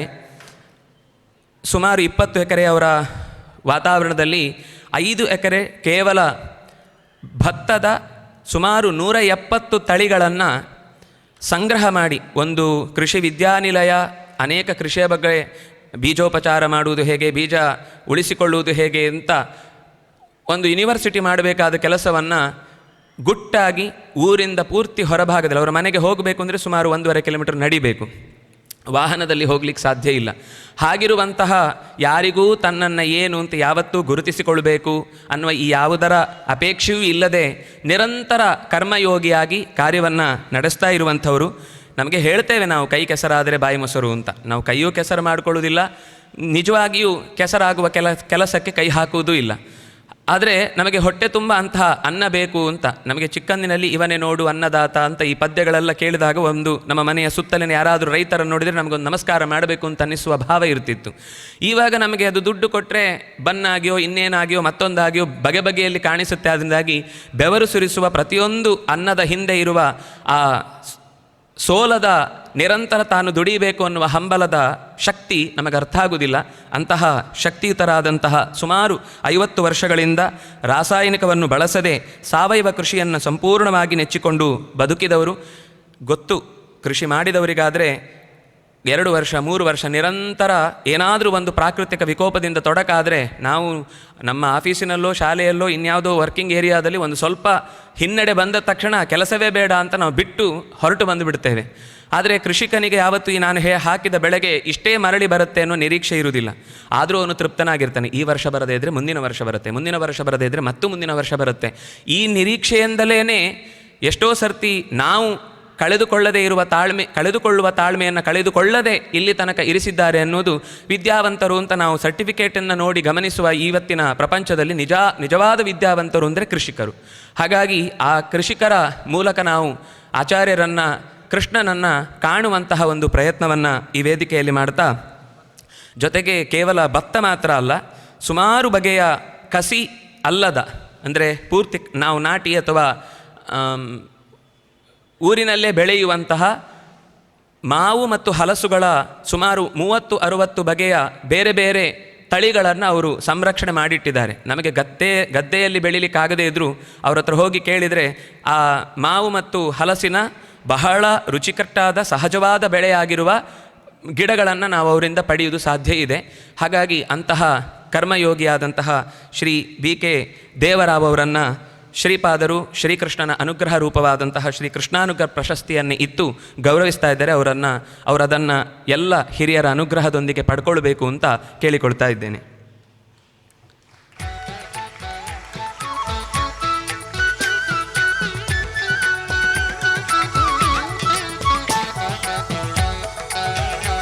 ಲೋಕದಲ್ಲಿ ಮಾತಿದೆ, ಕೃಷಿತೋ ನಾಸ್ತಿ ದುರ್ಭಿಕ್ಷಂ ಅಂತ. ಅಂದರೆ ಕೃಷಿ ಮಾಡುವವನಿಗೆ ನಾವು ಈಗ ಈ ಮಹಾಮಾರಿಯ ಸಂದರ್ಭದಲ್ಲಿ ನೋಡ್ತಾ ಇದ್ದೇವೆ. ಬೇರೆ ಎಲ್ಲ ಕೆಲಸದವರು ಕೂಡ ಬೀದಿಗೆ ಬಂದರೂ ಕೃಷಿಯನ್ನು ನೆಚ್ಚಿಕೊಂಡವನು ಯಾವತ್ತೂ ಕೂಡ ಯಾವ ತಲೆ ಕೆಡಿಸಿಕೊಳ್ಳುವ, ಅಂದರೆ ಸಾರ್ವಜನಿಕವಾಗಿ ಬಹಳ ಎಲ್ಲ ಕಡೆ ಓಡಾಡುವಂತಹ ಒಂದು ವಾತಾವರಣ ಇಲ್ಲದೇ ಇದ್ದರೂ ಕೂಡ ಅವರು ಇನ್ನೂ ಕ್ರಿಯಾಶೀಲರಾಗಿ ತಮ್ಮ ಕರ್ತವ್ಯವನ್ನು ಪ್ರಾಮಾಣಿಕವಾಗಿ ಕೃಷಿಯಲ್ಲಿ ಮಾಡಿಕೊಳ್ಳುತ್ತಾ ನಡೆಸ್ತಾ ಇದ್ದಾರೆ. ಆ ಸಂತೋಷವನ್ನು ನಮ್ಮ ಜೊತೆಗೆ ಹಂಚಿಕೊಳ್ಳಿಕ್ಕೆ ಅವರ ಸುಪುತ್ರ ನಮ್ಮ ಜೊತೆಗಿದ್ದಾರೆ. ಅವರು ತಮ್ಮ ಈ ಅನುಭವವನ್ನು ಕುರಿತು ಮಾತನಾಡಬೇಕು ಅಂತ ಕೇಳಿಕೊಳ್ತೇನೆ.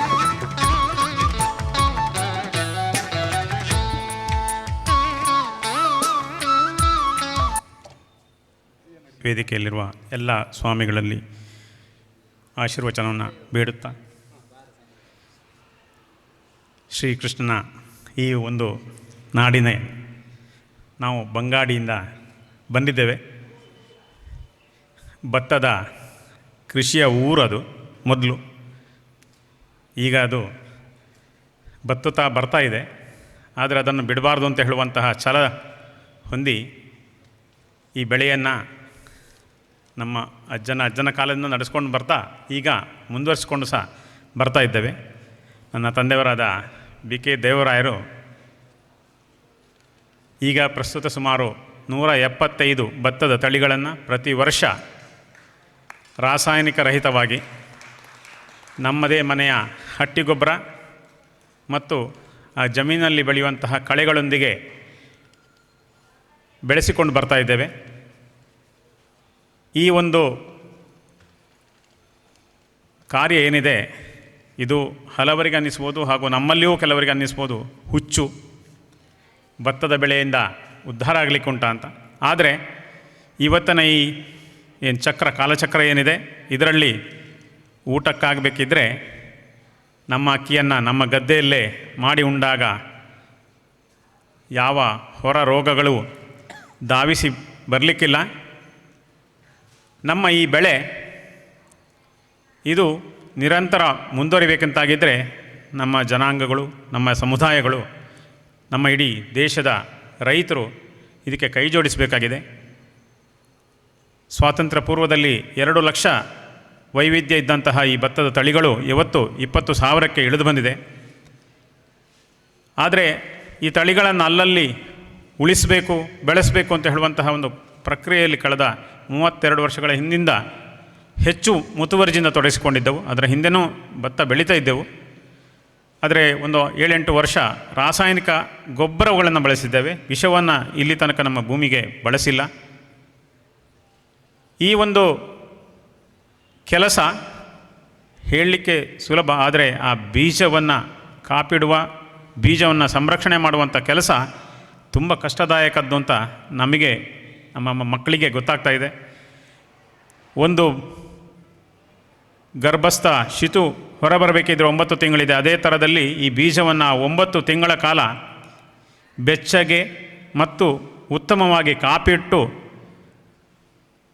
ಒಂದು ವೆರೈಟಿ ಆದರೆ ಒಪ್ಪಿಕೊಳ್ಬೋದು, ಇಂತಹ 170 ವೆರೈಟಿಗಳನ್ನು ಪ್ರತಿ ವರ್ಷ ಬೆಳೀಲಿಕ್ಕೆ ಬೇಕಾಗುವ ಶ್ರಮ, ಅದನ್ನು ಅವರು ಸ್ವತಃ ಈಗ ತನಕ ಮಾಡಿ ಅದನ್ನು ನೇಜಿಗೆ ಗದ್ದೆಯಲ್ಲಿ ನೇಜಿ ಹಾಕಿ ಆ ಬಿತ್ತುವ ಚಟುವಟಿಕೆಯನ್ನು ವರ್ಷ ಪೂರ್ತಿ, ಅಂದರೆ ಮೇ 1ರ ಪಗ್ಗು ಪದ್ಯಣಮದಿಂದ ಶುರುವಾಗಿ ಅದು ನಿರಂತರ, ಮತ್ತೆ ಪುನಃ ಏಪ್ರಿಲ್ ಮಾಸದ ಏನು ಮಕರ ಸಂಕ್ರಮಣ, ಇದು ಯುಗಾದಿಯ, ಸೌರ ಯುಗಾದಿಯ ಸಂದರ್ಭ ತನಕ ಅದು ಮುಂದುವರಿತಾನೆ ಬರ್ತಾ ಇದೆ. ಆದರೆ ಇದರಲ್ಲೊಂದು ಖುಷಿ ಇದೆ. ಏನು ಅಂತ ಹೇಳಿದರೆ, ಇಷ್ಟಾದರೂ ನಾವು ಈ ವೈವಿಧ್ಯಗಳನ್ನು ಉಳಿಸಿಕೊಂಡು ಬರ್ತಾ ಇದ್ದೇವಲ್ಲ ಅಂತ. ಇವತ್ತು ನಮ್ಮ ಭೂಮಿಯಲ್ಲಿ ಈ ಕರಾವಳಿಯ ಹೆಚ್ಚಿನ ತಳಿಗಳು, ಉತ್ತರ ಕರ್ನಾಟಕದ, ಕೇರಳದ, ಅಲ್ಲದೆ ಈಶಾನ್ಯ ಭಾರತ ಮತ್ತು ಪಶ್ಚಿಮ ಬಂಗಾಳದಂತಹ ತಳಿಗಳನ್ನು ಕೂಡ ನಿರಂತರವಾಗಿ ಪ್ರಥಮ ಬೆಳೆಯಲ್ಲಿ 140 ವೈವಿಧ್ಯ, ಎರಡನೇ ಬೆಳೆಯಲ್ಲಿ ಸುಮಾರು 40 ವೈವಿಧ್ಯಗಳನ್ನು ಬೆಳೆಸಿಕೊಂಡು ಬರ್ತಾ ಇದ್ದೆವು. ಕಳೆದ ವರ್ಷದ ಒಂದು ಪ್ರಾಕೃತಿಕ ವಿಕೋಪದಿಂದ ಒಂದು 5-6 ತಳಿಗಳನ್ನು ಅನಿವಾರ್ಯವಾಗಿ ಕಳ್ಕೊಳ್ಳುವ, ನೀರಿಲ್ಲದರಿಂದ ಕಳ್ಕೊಳ್ಬೇಕಾದಂತಹ ಅನಿವಾರ್ಯ ಸ್ಥಿತಿಯು ಬಂದಿದೆ. ಇವತ್ತು ಈ ವರ್ಷವೂ ಅದು ಮುಂದುವರಿಯುವಂಥ ಸಾಧ್ಯತೆಗಳಿದೆ. ಇದಕ್ಕೆ ಮನುಷ್ಯ ಪ್ರಯತ್ನಗಳು ಬೇಕಾಗಿದೆ, ಮಾಡ್ತಾ ಇದ್ದೇವೆ. ಆದರೆ ಸಂತೋಷ ಏನು ಹೇಳಿದರೆ, ಈ ಬೆಳೆ ಇದಕ್ಕೆ ಆಸಕ್ತಿ ಹೆಚ್ಚಿದೆ. ಈಗ ಪ್ರತಿಯೊಬ್ಬರು ಕೇಳ್ತಾ ಇದ್ದಾರೆ, ಹೌದು ಆ ನೇರಳೆ ಅಕ್ಕಿ ಹೇಳಿದರೆ ಏನು, ಪರಿಮಳದ ಗಂಧಸಾಲೆ ಅಕ್ಕಿ ಅಂತ ಹೇಳಿದರೆ ಏನು, ಅತಿಕರೆಯ ಬೀಜ ಅಂತ ಹೇಳುವಂತಹ ಇದ್ದ ಮದ್ದಿನ ತಳಿ ಯಾವುದದು, ಕೊಡ್ತೀರಾ, ಬೀಜ ಕೊಡ್ತೀರಾ ಅಂತ. ಎಲ್ಲ ರೈತರಿಗೆ ಮತ್ತು ಆಸಕ್ತರಿಗೆ ನಮ್ಮ ಕೊಡುಗೆ ಏನಂತೇಳಿದರೆ, ಮುಷ್ಟಿ ಬೀಜವನ್ನು ಎಲ್ಲರಿಗೆ ಉಚಿತವಾಗಿ ಹಂಚುವಂತಹ ಒಂದು ಪ್ರಕ್ರಿಯೆ. ಬೀಜವನ್ನು ಮಾರುವ ಕಂಪೆನಿಯ ಉದ್ದೇಶ ನಮಗಿಲ್ಲ. ಅದು ಉಚಿತವಾಗಿ ಹಂಚಿ, ಅದು ದೇವರಿಂದ ಬಂದಂತಹ ಪ್ರಸಾದವನ್ನು ಎಲ್ಲರಿಗೆ ಕೊಡಬೇಕು ಅಂತ ಹೇಳುವಂಥ ಕಾಳಜಿಯಲ್ಲಿ ನಾವು ಈ ಕೆಲಸವನ್ನು ಮಾಡ್ತಾ ಇದ್ದೇವೆ. ಇದರ ಜೊತೆಗೆ ಹೇಳಿದ ಹಾಗೆಯೇ ಕಾಟು ಮಾವಿನ ಸುಮಾರು 80 ವೈವಿಧ್ಯಗಳು ನಮ್ಮಲ್ಲೇ ನಾವೇ ತಿಂದು ಬಿಸಾಡಿದಂತಹ ಗೊರಟಿನಲ್ಲಿ ಹುಟ್ಟಿ ಬಂದಿದೆ. ಇಷ್ಟು ಸಣ್ಣದ ಮಾವಿನಿಂದ ತೊಡಗಿ ಉಪ್ಪಿನಕಾಯಿಯ ಮುಂಚಿಕುಕ್ಕು ಅಂತ ಹೇಳುವಂತಹ ಪರಿಮಳದ ವೈದ್ಯ, ಅಥವಾ ಇಷ್ಟು ದೊಡ್ಡದ ಆಗುವಂತಹ ಒಂದು ಕಸಿ ಗಿಡಗಳು ಕೂಡ ಇದೆ. ಸುಮಾರು 50 ಬಗೆಯ ಹಲಸಿನ ವೈವಿಧ್ಯಗಳು ಕೂಡ ಸಹಜವಾಗಿ ಬೆಳೆದುಕೊಂಡು ಬಂದಿದೆ. ಇದರಲ್ಲಿ ಸಂತೋಷ ಕಾಣ್ತಾ ಇದ್ದೇವೆ. ಬರಿಗಾಲ ಯೋಗಿಯವರು ಈವಾಗಲೂ 76ರ ಹರೆಯದಲ್ಲಿ ಅವರು ನಿತ್ಯ ಯೋಗಾಸನ ಮಾಡ್ತಾರೆ. ನಮಗೆ ಅಷ್ಟು ತಾಳ್ಮೆ ಇಲ್ಲ, ಇದಿದ್ದೇವೆ. ನಾವು ಮಕ್ಕಳು ಅವರಿಗೆ ಕೈ ಜೋಡಿಸ್ತಾ ಇದ್ದೇವೆ. ಆದರೆ ಸಾಲುವುದಿಲ್ಲ ಅಂತ ಹೇಳುವಂಥದ್ದು ನಮಗೂ ಕಾಣ್ತಾ ಇದೆ. ಆದರೆ ಅದಕ್ಕಿಂತ ಹೆಚ್ಚು ಮಾಡಲಿಕ್ಕೆ ಇವತ್ತಿನ ಪರಿಸ್ಥಿತಿ ಏನು ಆ ಹಂತಕ್ಕೆ ಮುಟ್ಟಿದೆ. ಆದರೂ ಅವರ ಛಲವನ್ನು ಮುಂದುವರಿಸ್ತೇವೆ ಅಂತ ತಮ್ಮ ಎದುರಿನಲ್ಲಿ ಸಹ ಸಣ್ಣ ಮಟ್ಟಿನ ಒಂದು ಭಿನ್ನಹನ ಕೇಳಿಕೊಂಡು ಆ ದೇವರು ನಮಗೆ ಆ ಶಕ್ತಿಯನ್ನು ಕೊಡಲಿ. ಮತ್ತು ಈ ಚಟುವಟಿಕೆ ನಿರಂತರವಾಗಿ ಮುಂದುವರಿಸಲಿಕ್ಕೆ ನಮ್ಮ ಮನೋಧೈರ್ಯ ಏನು ಬೇಕು ಅದನ್ನು ಕರುಣಿಸಲಿ ಅಂತ ಕೇಳ್ತಾ ಈ ಸಂದರ್ಭದಲ್ಲಿ ಮಾತಾಡಲಿಕ್ಕೆ ಅವಕಾಶ ಕೊಟ್ಟ ಎಲ್ಲರಿಗೆ ವಂದಿಸ್ತಾ ನನ್ನ ಮಾತನ್ನು ಮುಗಿಸ್ತೇನೆ. ನಮಸ್ತೆ.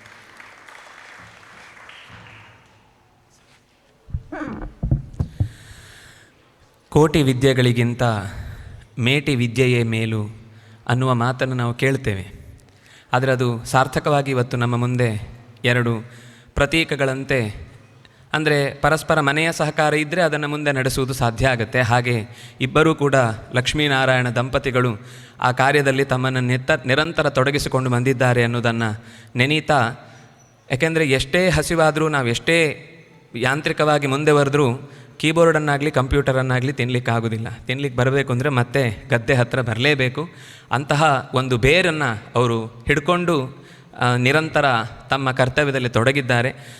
ಅವರು ಇವತ್ತು ಸಮ್ಮಾನಿತರಾಗಿ ಶ್ರೀಗಳಿಂದ ಆ ಶಕ್ತಿಯನ್ನು ಪಡೀಬೇಕು ನಾವು ಬಯಸ್ತೇವೆ ಅಂತ ಕೇಳಿದರು.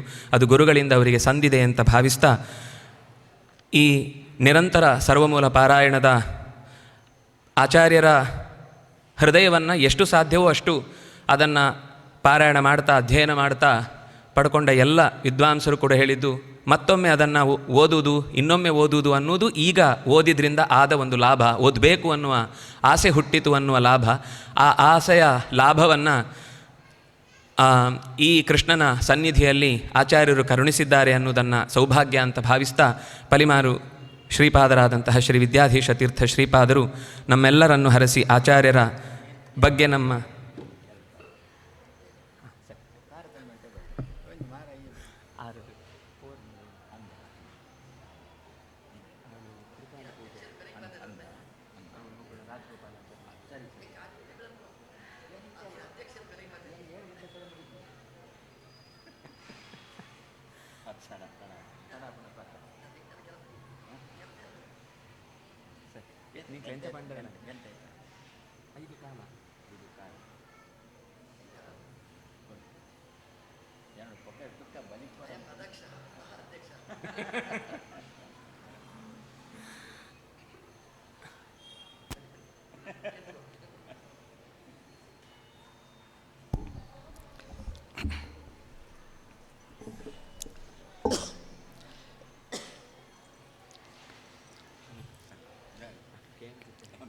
ಕೃಷ್ಣಂ ವಂದೇ ಮಂತಪಾಶಧರಂ ದಿವ್ಯಾರ್ಭಕಾಕೃತಿಂ ಶಿಖಾಬಂಧತ್ರಯೋಪೇತಂ ಭೈಷ್ಮೀ ಮಧ್ವಕರಾಂಚಿತಂ.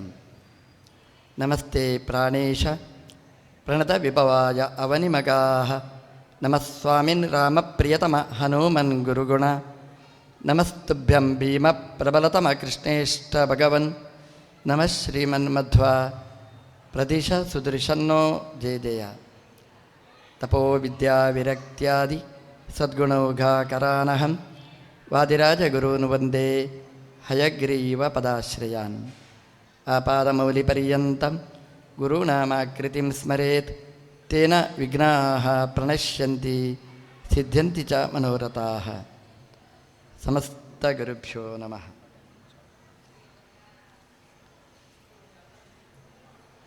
ಪರಮಪೂಜ್ಯರು ಹೇಳಿದ ರೀತಿಯಲ್ಲಿ ನವರಾತ್ರಿಯ ಈ ಅವಭೃತ ಸ್ನಾನದ ಈ ಘಟ್ಟದಲ್ಲಿ 7 ಶತಮಾನಗಳ ಹಿಂದೆ ದೇವಲೋಕದ ದಿವ್ಯ ಜ್ಯೋತಿ, ದಿವ್ಯ ಜ್ಞಾನ ನಮ್ಮ ಭೂಮಿಗೆ ಬಂತು.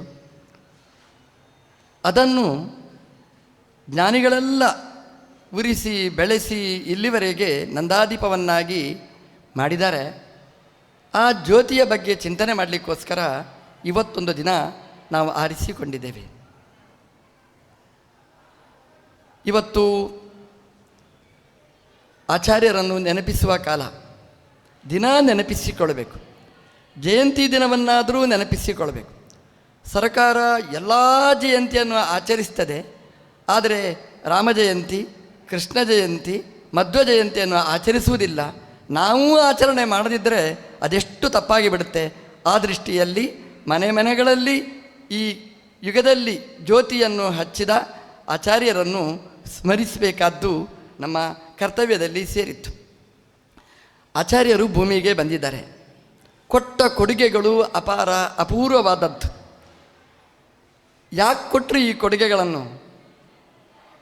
ಅದು ಯಾವುದೇ ಒಂದು ಪ್ರಚಾರಕ್ಕೋಸ್ಕರ ಅಲ್ಲ, ಕೀರ್ತಿಗೋಸ್ಕರ ಅಲ್ಲ. ಒಂದೇ ಒಂದು ಕಾರಣ, ಆಜ್ಞಾಂ ಅನ್ಯೈರದಾರ್ಯಾಂ. ಭಗವಂತನ ಆಣತಿ ಆಜ್ಞೆ ಅನ್ನುವ ಒಂದು ಕಾರಣವನ್ನು ಹೊತ್ತು ಅದನ್ನು ಭಗವಂತನಿಗೆ ಸಮರ್ಪಿಸಿದ್ದಾರೆ. ಆಚಾರ್ಯರು ಪ್ರತಿಯೊಂದು ಗ್ರಂಥದ ಕೊನೆಗೂ ಇದನ್ನು ನೆನಪಿಸಿದ್ದಾರೆ. ಪ್ರಾಯಶಃ ಇದನ್ನು ಏನು ಅಂತ ಅಂದರೆ, ಆಚಾರ್ಯರ ಆ ಕೃತಿಯ ಕೊನೆಗೆ ಆಚಾರ್ಯರು ಒಂದು ಮಾತನ್ನು ಹೇಳಲಿಕ್ಕೆ ಮರೆಯುವುದಿಲ್ಲ. ಪ್ರಿಯತಾಂ ಪ್ರೀತ ಏವಾಲಂ, ಭಗವಂತ ಪ್ರೀತನಾಗಲಿ, ಒಂದೇ ಕಾರಣ ಹೇಳ್ತಾರೆ. ನಾವೆಲ್ಲ ಗ್ರಂಥ ಬರೀತೇವೆ, ನಾವು ನೋಡ್ತೇವೆ, ಆ ಗ್ರಂಥಗಳ ಪ್ರಕಾಶನ ಎಲ್ಲ ಆಗ್ತಾ ಇರ್ತದೆ. ಅದರಲ್ಲಿ ಹೇಳ್ತಾರೆ ಇವತ್ತು ಲೋಕಾರ್ಪಣೆ ಕಾರ್ಯಕ್ರಮ ಅಂತ ಹೇಳ್ತಾರೆ. ಆಚಾರ್ಯರು ಎಲ್ಲಿಯೂ ಲೋಕಾರ್ಪಣೆ ಅನ್ನುವ ಶಬ್ದ ಬಳಸಲಿಲ್ಲ. ಆಚಾರ್ಯರು ಹೇಳೋದು ಒಂದೇ ಒಂದು ಮಾತು, ಲೋಕೇಶನ ಅರ್ಪಣೆ. ಒಂದೇ ಆಚಾರ್ಯರ ಗ್ರಂಥದಲ್ಲಿ ನಾವು ನೋಡ್ತೇವೆ ಹೊರತು ಲೋಕದ ತೃಪ್ತಿಗೋಸ್ಕರ ಆಚಾರ್ಯರು ಮಾಡಲಿಲ್ಲ. ಪ್ರಯೋಜನ ಲೋಕಕ್ಕಾದರೂ ಕೂಡ ಲೋಕದ ಜನರು ಖುಷಿಪಡಲಿ, ಅಂದರೆ ಅವರಿಗೆ ಸಾಧನೆ ಆಗಲಿ ಅನ್ನುವ ದೃಷ್ಟಿ ಇದ್ದರೂ ಕೂಡ ಅವರು ನನ್ನ ಹೆಸರು ಹೇಳಲಿ ಅನ್ನುವ ದೃಷ್ಟಿಯಲ್ಲಿ ಆಚಾರ್ಯರು ಮಾಡಲಿಲ್ಲ. ಆಚಾರ್ಯರು ಹೇಳುವಾಗಲೇ ಪ್ರಿಯತಾಂ, ಯಾರು ಸರ್ವಗುಣ ಸಂಪೂರ್ಣ ಸರ್ವದೋಷ ವಿವರ್ಜಿತ ಪ್ರಿಯತಾಂ, ಒಂದೇ ಒಂದು ದೃಷ್ಟಿಯಿಂದ ಈ ಆಚಾರ್ಯರು ಇಂತಹ ಕಾರ್ಯಗಳನ್ನು ಮಾಡಿದ್ದಾರೆ, ಗ್ರಂಥವನ್ನು ರಚನೆ ಮಾಡಿದ್ದಾರೆ. ಈಗಾಗಲೇ ನಾವು ನೋಡಿದ್ದೇವೆ, ಒಬ್ಬ ರೈತನಿಗೆ ಪರ್ಯಾಯ ಸ್ವಾಮಿಗಳು ಸನ್ಮಾನ ಮಾಡಿದ್ದಾರೆ. 2 ಲಕ್ಷ ತಳಿಗಳು ಅಂತ ನಮಗೆ ಅಂದಾಜು ಮಾಡಲಿಕ್ಕೇ ಸಾಧ್ಯ ಇಲ್ಲ. ಊಟ ಮಾಡಿದ್ದೀರಿ ನೀವು, ಆ 2 ಲಕ್ಷದವರೆಗೆ ಲಕ್ಷ ಎಂದಾದರೂ ನೀವು ಹರಿಸಿದ್ದೀರಾ? ಅಕ್ಕಿ ಮಾಡಿದರೆ ಒಂದೇ ಊಟ ನಾವು ಮಾಡೋದು ಅಷ್ಟೇ ಹೊರತು 2 ಲಕ್ಷ ಅಲ್ಲ. ಅವರೇ 180 ತಳಿಗಳು ಅಂತ ಹೇಳಿದರು. ಅದರ ಕಲ್ಪನೆಯೂ ಇಲ್ಲ. ಆದರೆ ಅಷ್ಟು ಕಲ್ಪನೆ ನಮಗೆ ಬಾರದಿದ್ದರೂ ಕೂಡ ಅದನ್ನು ಉಳಿಸಿ ಬೆಳೆಸುವ ಕಾರ್ಯ ಅದನ್ನು ಪರ್ಯಾಯ ಶ್ರೀಪಾದರು ಮಾಡಿದ್ದಾರೆ. ಮೊದಲು ಪರ್ಯಾಯ ಶ್ರೀಪಾದರಿಗೆ ಇದರ ಅಭಿನಂದನೆಯನ್ನು ಸಲ್ಲಿಸ್ತಾ, ಈ ಲಕ್ಷ ತಳಿಗಳು ಒಂದು ತಿನ್ನುವ ಆಹಾರದಲ್ಲಿದ್ದರೆ, ನಮ್ಮ ಆಚಾರ್ಯರು ಹೇಳಿದರು ಅದಕ್ಕಿಂತ ದೊಡ್ಡ ತಳಿ ಅಂತಂದರೆ ಅದು ಜ್ಞಾನದ ತಳಿ. ಸಾವಿರ ಲಕ್ಷ ಶಾಖೆಯ ತಳಿಗಳು ಬೆಳೆದು ಬಂದಿದೆ. ಅದನ್ನು ನಮಗೆ ವೇದವ್ಯಾಸದೇವರು ಅದರ ಪರಿಚಯ ಮಾಡಿಸಿಕೊಟ್ಟರೆ, ಅದನ್ನು ಸರಿಯಾಗಿ ಅರ್ಥೈಸಿ ಕೊಟ್ಟದ್ದು ಆ ಕೀರ್ತಿ ಅದು ಶ್ರೀ ಮಧ್ವಾಚಾರ್ಯರಿಗೆ ಅದು ಸಲ್ತಾ ಇದೆ ಅಂತ. ಆ ಲಕ್ಷದ ಕಡೆಗೆ ಲಕ್ಷ ಹರಿಸಿದ್ದಾರೆ ಆಚಾರ್ಯರು. ಒಬ್ಬ ರೈತ, ಅವರು ಇಷ್ಟು ಮಾಡಿದ್ದಾರೆ, ಅವ್ರಿಗೆ ಏನೂ ಅದರ ಆಸೆ ಅಭಿಲಾಷಗಳಿಲ್ಲ. ಮತ್ತೇನು ಅಂತಂದರೆ ಅದನ್ನು ಕರ್ತವ್ಯ ದೃಷ್ಟಿಯಿಂದ ಮಾಡಿದ್ದಾರೆ. ಆಚಾರ್ಯರು ಕೂಡ ಈ ಗ್ರಂಥಗಳನ್ನು ರಚನೆ ಮಾಡಿದ್ದಾರೆ. ಅದರಲ್ಲಿ ಹೆಸರು ಬರಲಿ ಅನ್ನುವಂತಹ ಉದ್ದೇಶ ಅವರಿಗಿಲ್ಲ. ಒಬ್ಬ ಪ್ರೀತನಾಗಲಿ, ಆ ದೋಷರಹಿತನಾದ ಗುಣ ಪರಿಪೂರ್ಣನಾದ ಭಗವಂತ ಪ್ರೀತನಾಗಲಿ, ಒಂದೇ ಒಂದು ದೃಷ್ಟಿ. ಕರ್ಮಣ್ಯೇವಾಧಿಕಾರಸ್ಥೆ ಅಂದರೆ ಇದನ್ನೇ ಕೃಷ್ಣ ಹೇಳಿತ್ತು, ದೇವರ ಪ್ರೀತಿಗೋಸ್ಕರ ನಾವು ಕರ್ತವ್ಯಗಳನ್ನು ಮಾಡಬೇಕು ಅಂತ. ಆಚಾರ್ಯರು ಇದನ್ನು ನಮಗೆ ಹೇಳಿದ್ದಾರೆ ಗ್ರಂಥದ ಕೊನೆಯಲ್ಲಿ. ಕೃಷ್ಣ ಪ್ರತಿಷ್ಠೆ ಮಾಡಿರಬಹುದು, ಚಕ್ರೇ ಶಿಷ್ಯ ನವ ಅದು ಮಾಡಿರಬಹುದು, 9 ಪೀಠಾಧಿಪತಿಗಳನ್ನು ಪ್ರಪಂಚಕ್ಕೆ ಕೊಟ್ಟಿರಬಹುದು, ಸರ್ವಮೂಲ ಗ್ರಂಥಗಳನ್ನು 100 ಶತಗ್ರಂಥಕರ್ತ 100 ಗ್ರಂಥಗಳನ್ನು ಆಚಾರ್ಯರು ನಮಗೆ ಕೊಟ್ಟಿರಬಹುದು. ಆದರೆ ಎಲ್ಲ ಕಡೆಯಲ್ಲಿಯೂ ಕೂಡ ಆಚಾರ್ಯರ ದೃಷ್ಟಿ ಅದು ಭಗವಂತನ ಕಡೆಗೆ, ಅದನ್ನು ಓದಿದವರ ಕಡೆಗೆ ಅನುಗ್ರಹದ ದೃಷ್ಟಿ ಹೊರತು ಕೀರ್ತಿಯ ದೃಷ್ಟಿ ಆಚಾರ್ಯರಿಗಿಲ್ಲ. ಹಾಗಾಗಿ ಆಚಾರ್ಯರು ಹೇಳಿದ್ದು ಪ್ರಿಯತಾಂ ಪ್ರೀತ ಏವಾಲಂ, ಭಗವಂತ ಪ್ರೀತನಾಗಲಿ ಅಂತ. ಹಾಗಾದರೆ ಮೊದಲು ಪ್ರೀತನಾಗಲಿಲ್ವಾ? ಆಚಾರ್ಯರು ಪ್ರಶ್ನೆ ಮಾಡಿಕೊಂಡು ಉತ್ತರ ಹೇಳಿದ್ದಾರೆ, ಪ್ರೀತ ಏವ ಪ್ರಿಯತಾಂ, ಮೊದಲೇ ಪ್ರೀತನಾಗಿದ್ದಾನೆ, ಅವನು ಇನ್ನಷ್ಟು ಪ್ರೀತನಾಗಲಿ ಅಂತ ಆಚಾರ್ಯರು ಭಗವಂತನಲ್ಲಿಯೇ ಮತ್ತೆ ಪ್ರಾರ್ಥನೆಯನ್ನು ಮಾಡಿದ್ದಾರೆ. ನಮ್ಮ ಯಾವುದೇ ಒಂದು ಕಾರ್ಯ ಇದ್ದರೆ ಅದರ ಕೊನೆಗೆ ಈ ಅನುಸಂಧಾನ ನಾವು ಮಾಡಬೇಕಾದ್ದು, ದೇವರು ಪ್ರೀತನಾಗಲಿ ಅಂದರೆ ನಾವು ಮಾಡಿದ್ರಿಂದ ಪ್ರೀತಿಯಲ್ಲ, ಮೊದಲೇ ಪ್ರೀತನಾದ ದೇವರು ಇನ್ನಷ್ಟು ಪ್ರೀತನಾಗಲಿ ಅಂತ. ನಾನು ಬದರಿಯಲ್ಲಿರುವಾಗ ರಾಮದೇವರ ಪೂಜೆ ಮಾಡ್ತಿದ್ದೆ. ಪೂಜೆ ಮಾಡುವಾಗ ಅಲ್ಲಿಯ ಧರ್ಮಾಧಿಕಾರಿ ಬಂದು ಕೂಡ್ತಿದ್ದ. ಒಂದು ಸಲ ಪೂಜೆ ಎಲ್ಲ ನೋಡಿದವನು. ಪೂಜೆ ಮುಗಿದ ಮೇಲೆ ಒಂದು ಪ್ರಶ್ನೆ ಕೇಳಿದ. ಆ ಪೂಜೆಯಲ್ಲಿ ನಮ್ಮದಲ್ಲಿ ಏನು ಕ್ರಮ ಇದೆ ಅಂತಂದರೆ, ಪೂಜೆಯೆಲ್ಲ ಆದ ಮೇಲೆ ಷೋಡಶೋಪಚಾರ ಎಲ್ಲ ಆದ ಮೇಲೆ ಅನೂಪಚಾರಗಳನ್ನು ಸಮರ್ಪಣೆ ಮಾಡಲಿಕ್ಕುಂಟು. ಅಲ್ಲಿ ಅನೂಪಚಾರಗಳಲ್ಲಿ ಛತ್ರಂ ಸಮರ್ಪಯಾಮಿ, ಚಾಮರಂ ಸಮರ್ಪಯಾಮಿ, ಬಾಯಲ್ಲೇ ಹೇಳ್ತಾ ಇರ್ತೇವೆ ನಾವು. ದರ್ಪಣ ಇಷ್ಟು ಚಿಕ್ಕ ಛತ್ರ ದೇವರಿಗೆ ಎಲ್ಲಿ ಸಾಕು ಹೇಳ್ತೇವೆ ನಾವು. ಚಾಮರಂ ಸಮರ್ಪಯಾಮಿ, ಚಾಮರ ಬೀಸ್ತೇವೆ ನಾವು. ದರ್ಪಣಂ ಸಮರ್ಪಮೆ, ಕನ್ನಡಿ ಹಿಡಿಯುತ್ತೇವೆ ದೇವರಿಗೆ. ನಾನು ನಿನ್ನ ಪ್ರತಿಬಿಂಬ ಅಂತ, ನೀನು ಎಷ್ಟು ಚಂದ, ನಾನು ಹೇಗಿರ್ತೇನೆ ಅಂತ. ಅದರ ವ್ಯಜನಂ ಸಮರ್ಪಯಾಮಿ, ಒಂದು ಬೀಸಣಿಗೆಯಲ್ಲಿ ಗಾಳಿ ಹಾಕಲಿಕ್ಕುಂಟು. ಬದರಿಯಲ್ಲಿ ಪೂಜೆ ಆದ ಮೇಲೆ ಹೀಗೆ ನಾನು ಮಾಡಿದ್ದೆ, ಅದು ಮಂತ್ರ ಹೇಳುತ್ತಿದ್ದೆ. ಅದನ್ನೆಲ್ಲ ನೋಡಿದ ಧರ್ಮಾಧಿಕಾರಿ ಕೊನೆಗೆ ಪೂಜೆ ಮುಗಿದ ಮೇಲೆ ಕೇಳಿದ, ಸ್ವಾಮಿ ಅದೇನು ನೀವು ಚಾಮರ ಎಲ್ಲ ಬೀಸ್ತಾ ಇದ್ದೀರಿ ಅಂತ. ಅದು ದೇವರಿಗೆ ಅನುಪಚಾರ ಚಾಮರನ್ನು ಸಮರ್ಪಯಾಮಿ, ಬೀಸಣಿಗೆಯನ್ನು ಸಮರ್ಪಯಾಮಿ, ಅದೆಲ್ಲ ಮಾಡಬೇಕು ಅಂತ ಹೇಳಿದೆ. ಅದು ಯಾಕೆ ಅಂತ ಕೇಳಿದ. ನಾನು ಹೇಳಿದೆ, ಅದು ದೇವರಿಗೆ ಗಾಳಿ ಬೇಕು, ಅದಕ್ಕೆ ಚಾಮರಂ ಸಮರ್ಪಯಾಮಿ ಅಂತ. ದೇವರಿಗೆ ತಂಪಾಗಬೇಕು, ಅದಕ್ಕೆ ವ್ಯಜನಂ ಸಮರ್ಪಯಾಮಿ. ಆ ಧರ್ಮಾಧಿಕಾರಿ ಕೇಳಿದ, ನೀವು ಎಲ್ಲಿದ್ದೀರಿ ಈಗ ಅಂತ ಕೇಳಿದ. ಬದರಿಯಲ್ಲಿ ಅಂತ. ಬದರಿಯಲ್ಲಿ ದೇವರಿಗೆ ಸೆಕೆ ಆಗುತ್ತಾ? ಸೆಕೆ ಆದರೆ ಅಲ್ವ ನೀವು ಅದಕ್ಕೆ ಗಾಳಿ ಹಾಕಬೇಕು. ನೀವು ವ್ಯಜನಂ ಸಮರ್ಪಯಾಮಿ, ದೇವರು ನೀವೂ ಚಳಿಯಲ್ಲಿ ನಡುಗ್ತಾ ಇದ್ದೀರಿ, ದೇವರೂ ಸುಸ್ತಾಗಿದ್ದಾರೆ, ಅವರಿಗೆ ಚಾಮರ ಬೇಕಾ, ದೇವರಿಗೆ ವ್ಯಜನ ಬೇಕಾ, ಏನಿದು ಅಂತ ಒಂದು ಕ್ಷಣ ನಾನು ತಬ್ಬಿಬ್ಬಾಗಿ ಬಿಟ್ಟೆ. ಯಾಕೆಂತಂದರೆ ಬದರಿಯಲ್ಲಿ ಚಾಮರ ಬೇಕಾ ನನಗೂ ಅನಿಸಿತು. ಯಾಕೆಂದರೆ ನಮಗೆ ಚಾಮರ ಹಾಕಲಿಕ್ಕೆ ಆಗುವುದಿಲ್ಲ, ಅಷ್ಟು ನಡುಗ್ತಾ ಇರ್ತೇವೆ. ಅದರಲ್ಲಿ ದೇವರ ನಿಮಗೆ ಚಾಮರ ಅಂತ, ಅದು ಬೀಸಣಿಗೆಯಲ್ಲಿ ಗಾಳಿ ಹಾಕೋದು, ಇದೆಲ್ಲ ಎಂಥದ್ದು ಅಂತ ನಾನು ಅವರಿಗೆ ಒಂದು ತಕ್ಷಣ ಒಂದು ಹೇಳಿದೆ. ನಾನು ಕೆಲವು ಸಲ ಪ್ರಶ್ನೆಗೊಂದು ಪ್ರಶ್ನೆ ಕೇಳಿದರೆ ಉತ್ತರ ಸಿಗುತ್ತೆ ಅಂತ ನಾನು ಕೇಳಿದೆ ಅವರ ಹತ್ರ. ನೋಡಿ, ನೀವು ಬದರಿಯಲ್ಲಿ ನಾರಾಯಣ ದೇವರಿಗೆ ನೈವೇದ್ಯ ಸಮರ್ಪಣೆ ಮಾಡ್ತೀರಿ, ಅದರ ಮೇಲೆ ಒಂದು ದೊಡ್ಡ ನೈವೇದ್ಯದ ರಾಶಿ ಆ ನರನಾರಾಯಣ ಪರ್ವತದಲ್ಲಿ ಸನ್ನಿಹಿತನಾದ ದೇವರಿಗೆ ಸಮರ್ಪಣೆ ಮಾಡಲಿಕ್ಕೆ ಉಂಟಲ್ಲಿ. ಆ ರಾವಲ್ಜಿ ಬಂದು ಸಮರ್ಪಣೆ ಮಾಡ್ತಾರೆ, ಆ ನೈವೇದ್ಯವನ್ನೇ ದೇವರಿಗೆ ಸಮರ್ಪಣೆ ಮಾಡ್ತಾರೆ. ನಾನು ಕೇಳಿದೆ ಧರ್ಮಾಧಿಕಾರಿಗಳ ಹತ್ರ, ನೀವು ಆ ನೈವೇದ್ಯ ಸಮರ್ಪಣೆ ಮಾಡ್ತೀರಲ್ವಾ? ಹೌದು ಅಂತ ಹೇಳಿದ. ಯಾಕೆ ಸಮರ್ಪಣೆ ಮಾಡ್ತೀರಿ? ಭಗವಾನ್ಕೋ ಭೂಕ ಪರಿಹಾರ ಕೇಳಿಯೇ ಅಂತ ಹೇಳಿದ. ಅದು ಹಸಿವಾಗುತ್ತೆ, ಹಸಿವು ಪರಿಹಾರಕ್ಕೋಸ್ಕರ ನೈವೇದ್ಯ ಅಂತ. ನಾನು ಕೇಳಿದೆ, ದೇವರಿಗೆ ಹಸಿವಾಗುತ್ತಾ? ಅವನಿಗೂ ಸಮಸ್ಯೆ ಆಯಿತು. ಆದರೆ ದೇವರಿಗೆ ಹಸಿವಾಗುತ್ತಾ? ಹಸಿವಾಗುವುದಿಲ್ಲ, ಮತ್ತೆ ಯಾಕೆ ನೀವು ಸಮರ್ಪಣೆ ಮಾಡ್ತೀರಿ? ಅವ ಹೇಳಿದ, ದೇವರಿಗೆ ಹಸಿವಾಗುವುದಲ್ಲ, ನಮಗೆ ಹಸಿವು ಪರಿಹಾರ ಆಗಲಿ ಅಂತ ದೇವರಿಗೆ ಸಮರ್ಪಣೆ ಮಾಡೋದು ಅಂತ ಹೇಳಿದ. ನಾನು ಹೇಳಿದೆ, ನಾವು ಅಷ್ಟೇ, ದೇವರಿಗೆ ಸೆಕೆ ಆಗ್ತದೆ ಅಂತ ನಾವು ಗಾಳಿ ಹಾಕುವುದಲ್ಲ, ನಮ್ಮ ಸಂಸಾರದಲ್ಲಿ ನಮಗೇನು ದುಃಖ, ಸೆಕೆ, ಶ್ರಮ ಆಗುತ್ತೆ, ಅದು ಆಗದೇ ಇರಲಿ ಅಂತ ದೇವರಿಗೆ ಚಾಮರ ಹಾಕುವುದು, ವ್ಯಜನ ಹಾಕುವುದು ಅಂತ ಹೇಳಿದೆ. ಅವನು ಸುಮ್ಮನೆ ಆದ. ಯಾಕೆಂತಂದರೆ ಪ್ರಶ್ನೆಗೊಂದು ಪ್ರಶ್ನೆ ಕೇಳಿದರೆ ಅಲ್ಲಿ ಉತ್ತರ ಆಗಿಬಿಡುತ್ತೆ ಅಂತ. ಅಂದರೆ ದೇವರಿಗೆ ಯಾವುದೂ ಬೇಡ, ನೈವೇದ್ಯನೂ ಬೇಡ, ಛತ್ರಚಾಮರಗಳೂ ಬೇಡ, ವ್ಯಜನನೂ ಬೇಡ, ಯಾವುದೂ ಬೇಡ. ದೇವರಿಗೆ ಪ್ರೀತಿ ಮಾತ್ರ ಬೇಕು. ಅಷ್ಟಿದ್ದರೆ ದೇವರು ಪ್ರೀತನಾಗ್ತಾನೆ. ಕೆಲವು ಸಲ ನಾವು ಡಂಬಾಚಾರಕ್ಕೆ ಹಾಗೆ ಮಾಡೋದುಂಟು. ದೇವರಿಗೆ ಎಂಥದ್ದು ಬೇಕ್ರಿ, ನೈವೇದ್ಯ ಇಲ್ಲ, ಪೂಜೆ ಇಲ್ಲ, ಏನಿಲ್ಲ, ಯಾಕ್ರಿ ದೇವರಿಗೇನು ಬೇಡ ಅಂತ. ಹಾಗೂ ಆಗಬಾರದು. ಡಾಂಬಿಕತನನೂ ಇರಬಾರ್ದು, ಅದರಲ್ಲಿ ಲೋಭನೂ ಇರಬಾರ್ದು, ಹಾಗೆ ಅಂತ ಅತಿ ಮೋಹನೂ ಇರಬಾರ್ದು. ಅನುಸಂಧಾನದಿಂದ ಮಾಡುವ ಪೂಜೆ ದೇವರು ಮೆಚ್ಚುತ್ತಾನೆ. ಆಚಾರ್ಯರು ಇಲ್ಲಿ ಒತ್ತು ಕೊಟ್ಟಿದ್ದಾರೆ, ಪ್ರಿಯತಾಂ ಪ್ರೀತ ಏವಾಲಂ. ಪ್ರೀತನಾಗಿದ್ದಾನೆ ನಮ್ಮ ದೇವರು, ಇನ್ನಷ್ಟು ಪ್ರೀತನಾಗಲಿ ಅಂತ ನಾವು ಪ್ರಾರ್ಥನೆ ಮಾಡುವಂಥದ್ದು. ನಮ್ಮ ಪೂಜೆ ಇಲ್ಲದಿದ್ದರೆ ಪ್ರೀತಿ ಇಲ್ಲ ಅಂತೇನೂ ಅಲ್ಲ, ಏನಿದ್ರೂ ನಿರ್ವಿಕಾರನಾದ ದೇವರು. ಆದರೆ ನಮ್ಮ ಪೂಜೆಯಿಂದ ನಮ್ಮ ಬಗ್ಗೆ ಇನ್ನಷ್ಟು ಅನುಗ್ರಹೋನ್ಮುಖನಾಗಲಿ ಅಂತ ದೇವರಲ್ಲಿ ಮಾಡುವ ಪ್ರಾರ್ಥನೆ. ಆಚಾರ್ಯರು ಒಂದು ಗ್ರಂಥ ಮಾಡಿದ ಬಳಿಕ ಈ ಮಾತನ್ನು ಹೇಳ್ತಾರೆ, ಪ್ರಿಯತಾಂ ಪ್ರೀತಃ ಏವ ಅಲಂ. ಪ್ರೀತನಾಗಿದ್ದಾನೆ, ಇನ್ನಷ್ಟು ಪ್ರೀತನಾಗಲಿ ಅಂತ ನಾವು ಮಾಡಬೇಕಂತೆ ಪ್ರಾರ್ಥನೆ. ನಾವು ಯಾವುದೇ ಆಚಾರ್ಯರ ಚಿಂತನೆ ಮಾಡುವಾಗ, ದೇವರ ಪೂಜೆ ಮಾಡುವಾಗ ಈ ಅನುಸಂಧಾನ ನಾವು ಮಾಡಬೇಕಾದ್ದು. ನಾವು ಇಂತಹ ಸಭೆ ಸಮಾರಂಭ, ಈ ಜ್ಞಾನಸತ್ರ ಮಾಡದಿದ್ದರಿಂದ ದೇವರಿಗೆ, ಆಚಾರ್ಯರಿಗೇನೂ ಲಾಸ್ ಏನೂ ಇಲ್ಲ.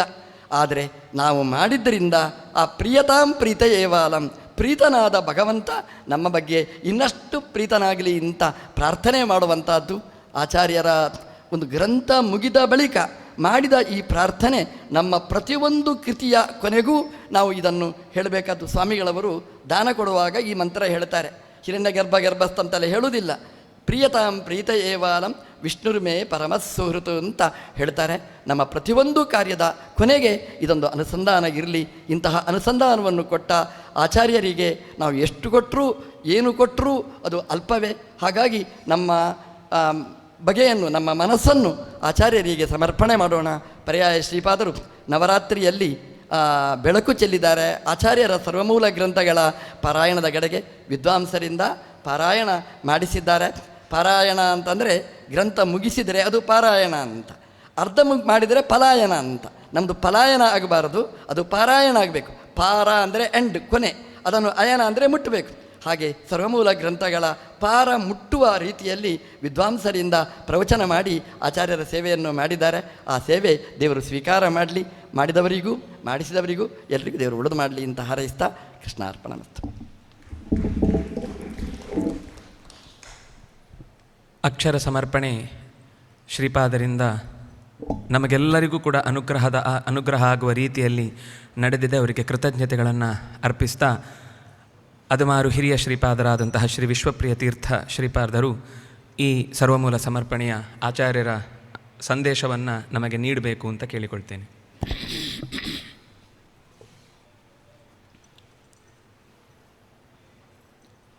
ಕೃಷ್ಣಾಯ ವಾಸುದೇವಾಯ ದೇವಕೀ ನಂದನಾಯ ಚ ನಂದಗೋಪಕುಮಾರಾಯ ಗೋವಿಂದಾಯ ನಮೋ ನಮಃ. ಅಭ್ರಮಂ ಭಂಗರಹಿತಂ ಅಜಡಂ ವಿಮಲಂ ಸದಾನಂದತೀರ್ಥಂ ಅತುಲಂ ಭಜೆ ತಾಪತ್ರಯಾಪಹಂ. ಶ್ರೀ ಗುರುಭ್ಯೋ ನಮಃ.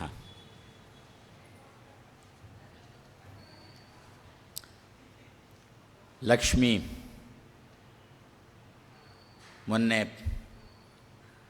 ಪಾಡ್ಯದಿಂದ ಆರಂಭಿಸಿಕೊಂಡು ಹೇಳ್ತಾ ನಿನ್ನೆ ರಾತ್ರಿಗಾಗುವಾಗ ಪೂರ್ಣ ಎಚ್ಚರಿಕೆ ಆಯಿತು.